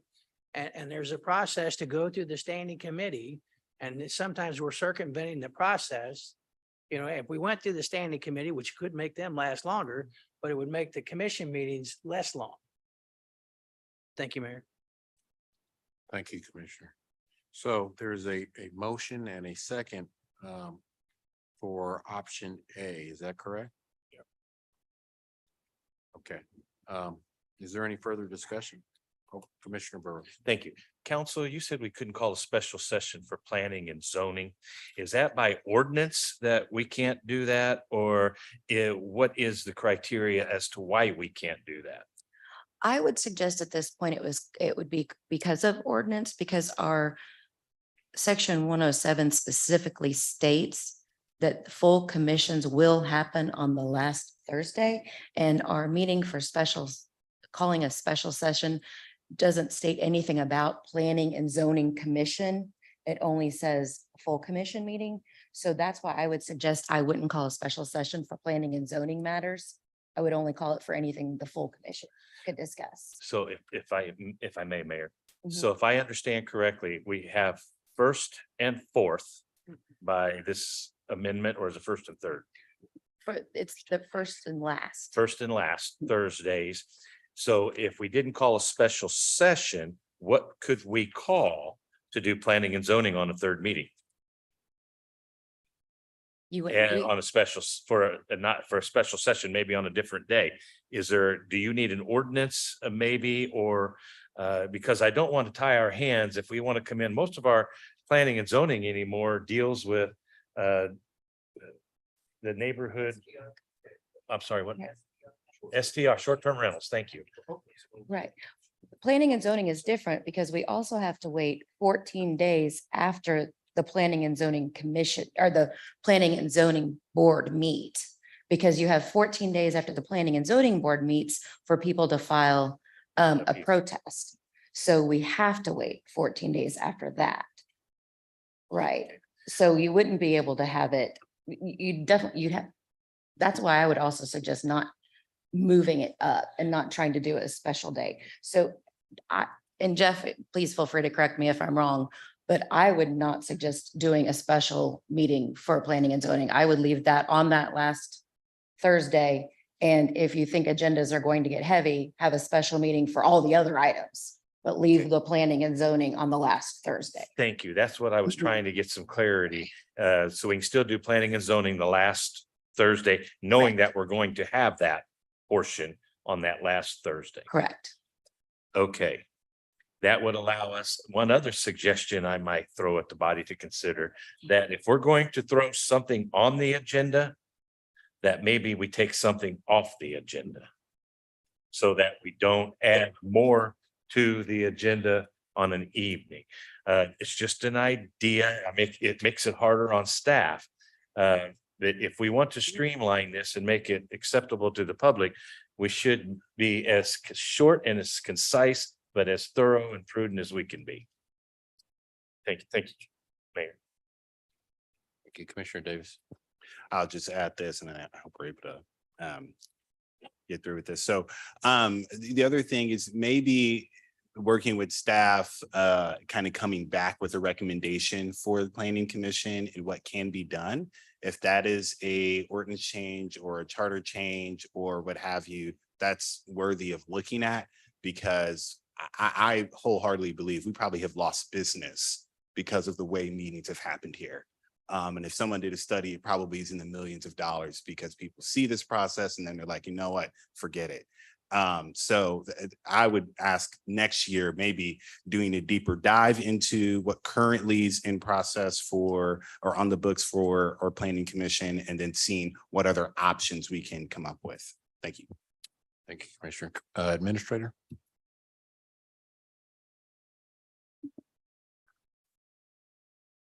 I think we're going to have to work with our legal counsel to give flexibility regarding planning and zoning meetings, because when you have seen the amount of our planning and zoning meetings on the designated day, we've had long agendas. In other communities I've worked for, we've had the flexibility to have a focused special meeting if you see you're running along and you still have things to be doing. We've had the ability to have the commission or council say, we're going to meet another day to finish this agenda and just this agenda. So we want to make sure, I would recommend that we make sure we have that flexibility in any ordinance, but still keep it solely focused on planning and zoning only matters. For the reasons that you stated, we're dealing with businessmen and women looking to invest in our community. And even by looking at the size of the agenda, we should be able to come up and say, hey, look, we need to adjourn after agenda number 15. And so we have time to communicate with the other people so they don't come and wait. And when then they're told you're not going to have something tonight. The Open Meetings Act actually lets you continue a meeting to the next day if needed without having to provide notice ahead of time. So yeah, if you needed to stop it and then go to the next day if you needed to, or if you needed to stop it and say, we're going to continue this Friday, or we're going to continue this next Monday. The only thing I have with that is we have 11 people with 11 different schedules in their life, and we need to find a common date for them to reconvene to carry it. I just want to say, I think we need to look at a flexible language in the ordinance that provides them, but still keep it focused. And I think we could do that actually probably without changing the ordinance, just under the Open Meetings Act, because the meeting itself began on the required day, but we could continue it to another day because we started it on the right day. Okay, so just keep that in mind. Maybe you have to wordsmith something to guarantee that, whatever. Be date, time certain. Yeah. Okay, so that's all I had, Mayor. Thank you. Thank you, Administrator. Commissioner Ramirez. Thank you, Mr. Mayor. Our administrator, or thank you, Mr. Mayor. Our administrator kind of said what I was gonna say is, I think let's pass option A now and then work through whatever we need to moving forward. This needs to be studied more by our administrator and our legal department. To me, there's no point in us keep hashing it out when I think this work, our legal department needs to do their job and see what options we can get later. This is a living document, it's gonna change as we move on. If we see later next year, let's say by March, April, we see that I know we've been doing 2 meetings for some time now, but if we see that something needs to be changed, we can change it. So I just say, let's just go with option A for tonight, make this change, and then continue to study and move forward. All right. Thank you, Commissioner. There's a motion and a second. Is there any further discussion? Seeing none, clerk roll call, please. Roll call, Burrows. Aye. Burns, Aye.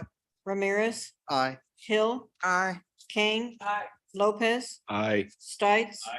Davis. Aye. Bynum. Aye. Motion carries. Thank you. The last item on the mayor's agenda is Commissioner Bynum.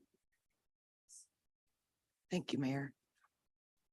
I think you were getting ready to say that the last item is the proclamation for Bob Brittenstein. Is that right?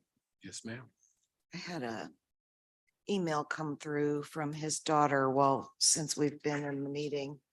And they're very happy to hear of the proclamation, but she was saying they didn't know that the proclamation was going to occur tonight, and they only found that out in like the last hour.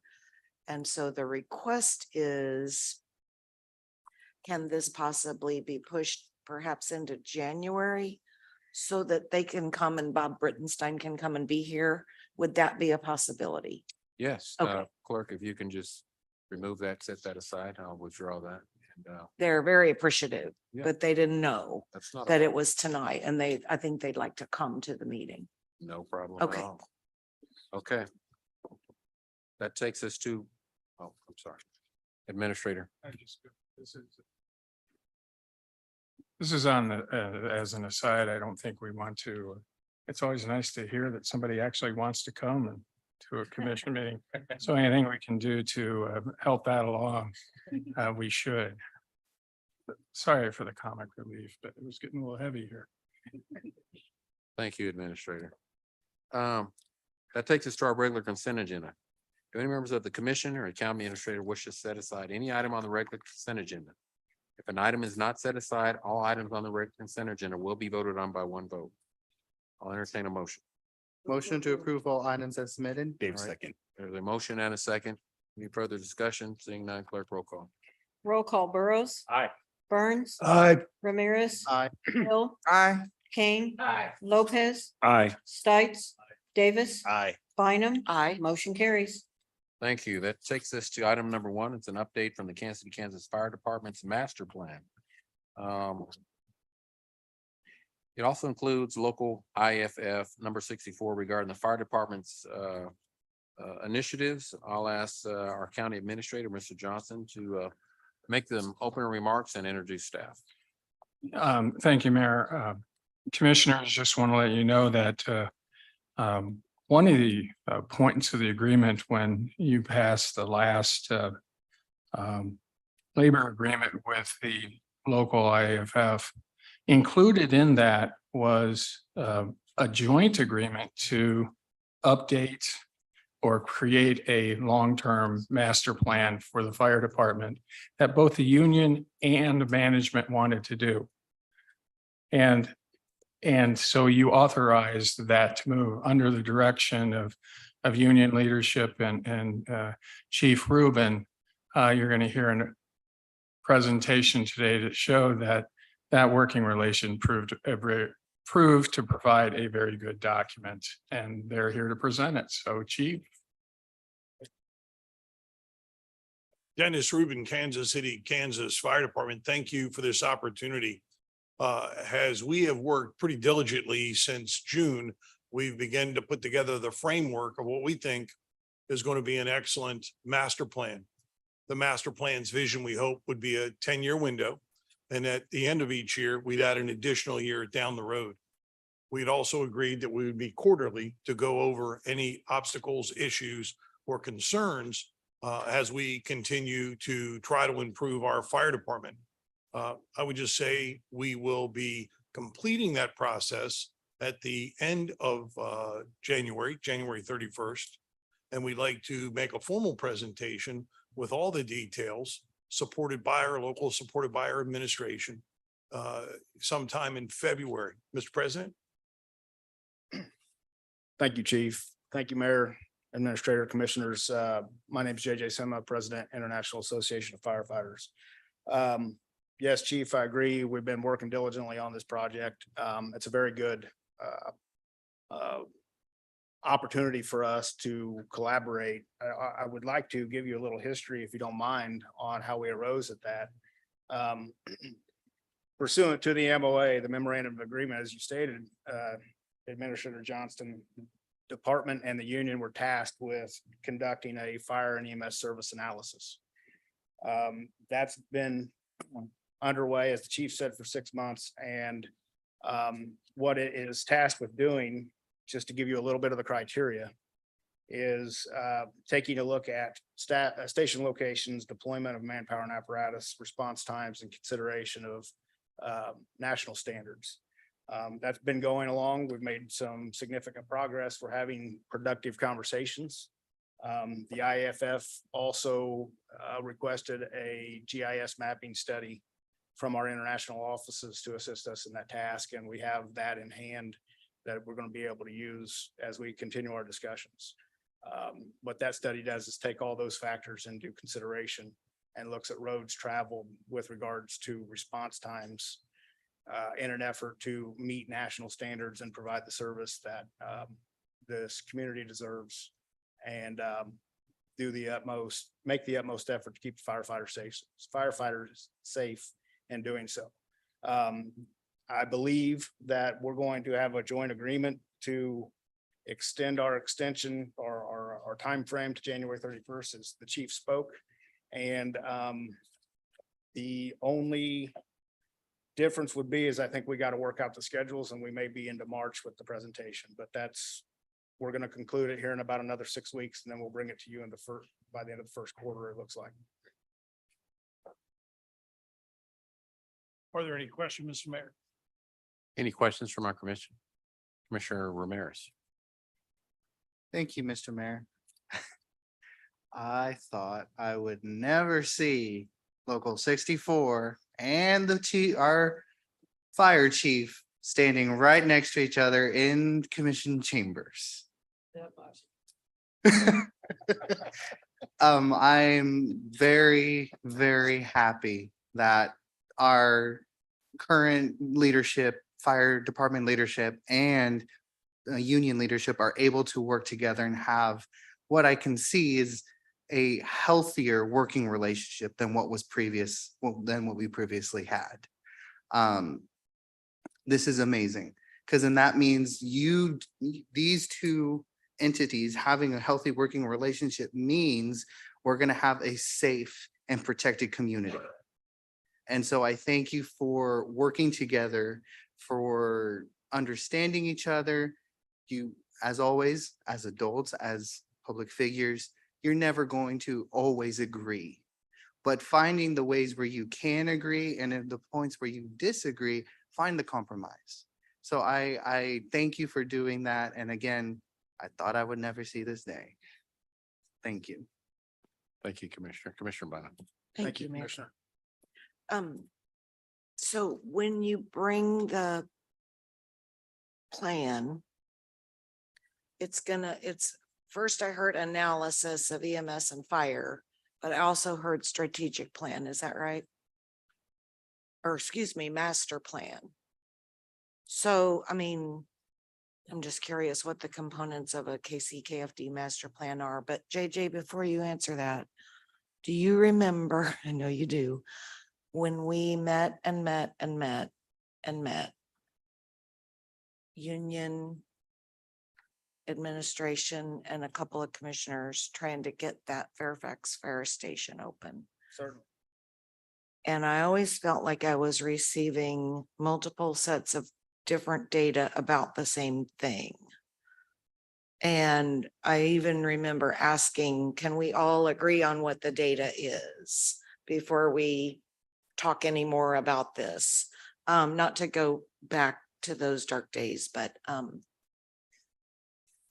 are we, as you're working through this process, are we all agreeing on the source of the data and what the data is telling us as we work through this master planning process? Does that make sense? Yes, I'll comment. Of course, the chief.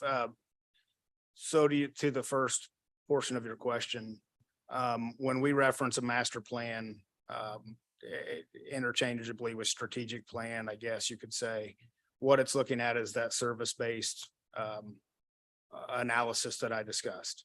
And with those criteria I was discussing, and our study that we've commissioned will look at that and identify those components with all of those elements in consideration. Right now, we're sorting through the data still. We've made some great progress in the last 6 months, but we still have some work to do. I will tell you, and as Commissioner Ramirez stated, we may not always agree, and we may not be in 100% agreement on the entire proposal. The MOA allows for us to bring minority reports to you if that's where we end up with differing opinions. However, I think we're trying to collaborate and cooperate the best we can to arrive at what's in the best interest of the community and the fire department. Thank you. That's all we can ask for. Thank you. I have to agree with Commissioner Ramirez. I mean, before I became mayor, just talking to a lot of our firefighters, I know Commissioner Bynum said it was dark days. I see it as opportunities when you all came to me and said you hadn't had a contract for 5 years. Fire stations were closed. Morale was at its lowest point ever. It really inspired hope in me to see administration and the union coming together in good faith. And under the leadership of our new fire chief, we're here at this point, and we've got our fire station open. And I think it goes without being said, I don't know if General Motors would not be ready for a major announcement that's coming when it talks about refitting and expansion of the General Motors plant.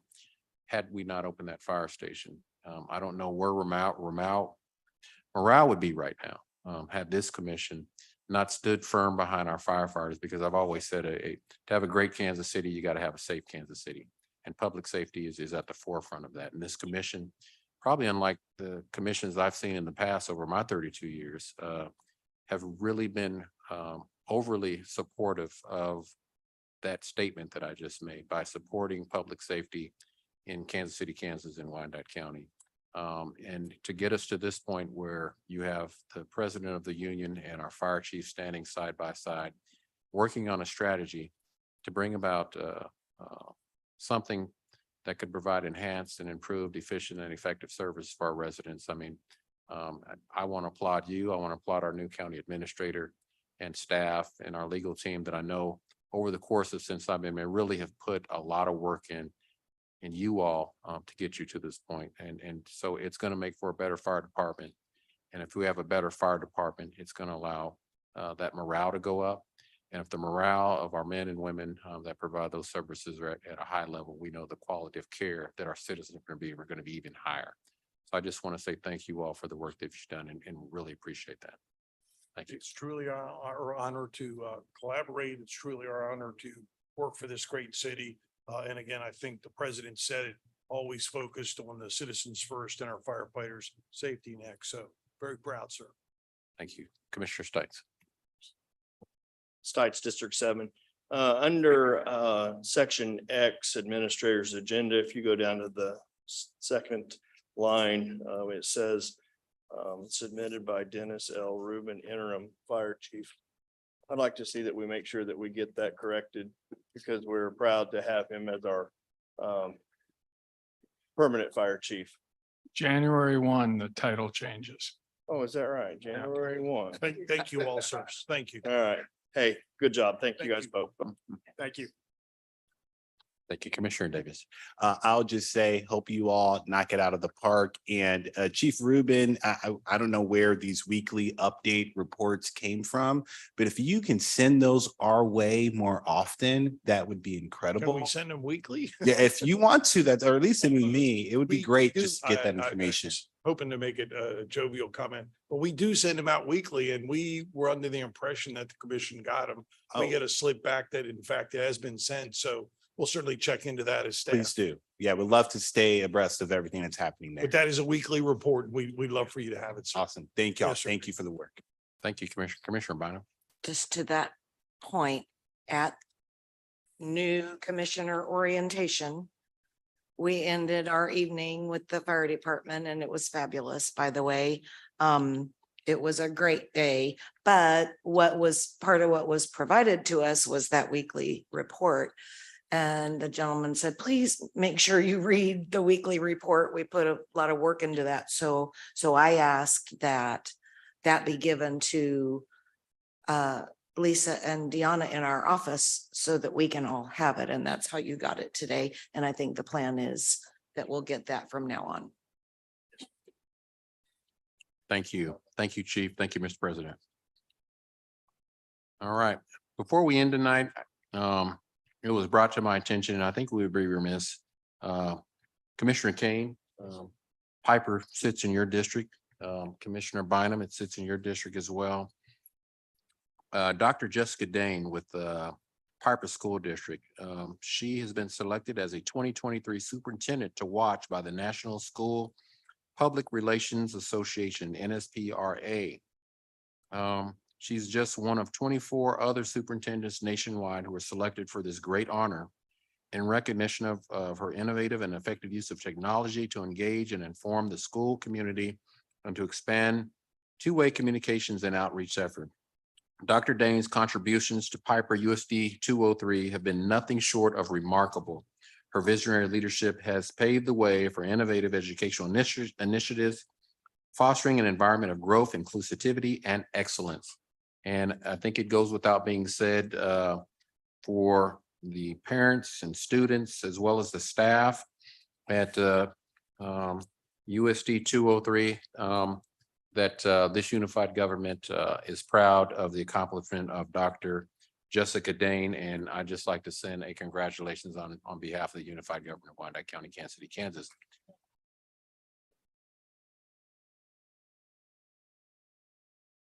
And with that being said, there is no further business. This will be your last commission meeting of the year. It has been a great year.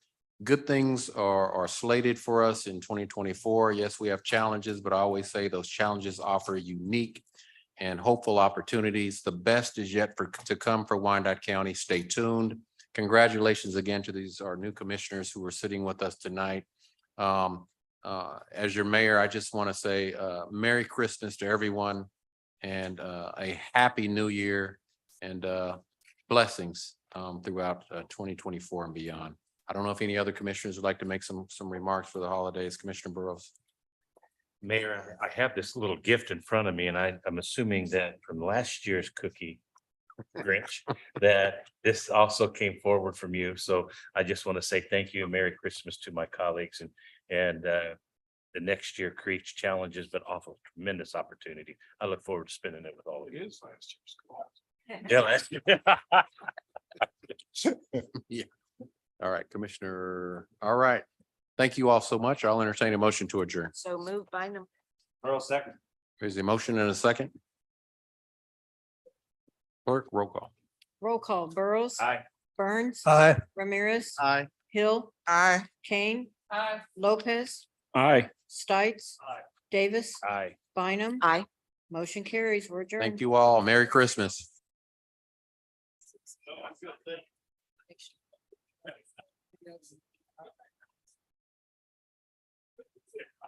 We're somewhere in between.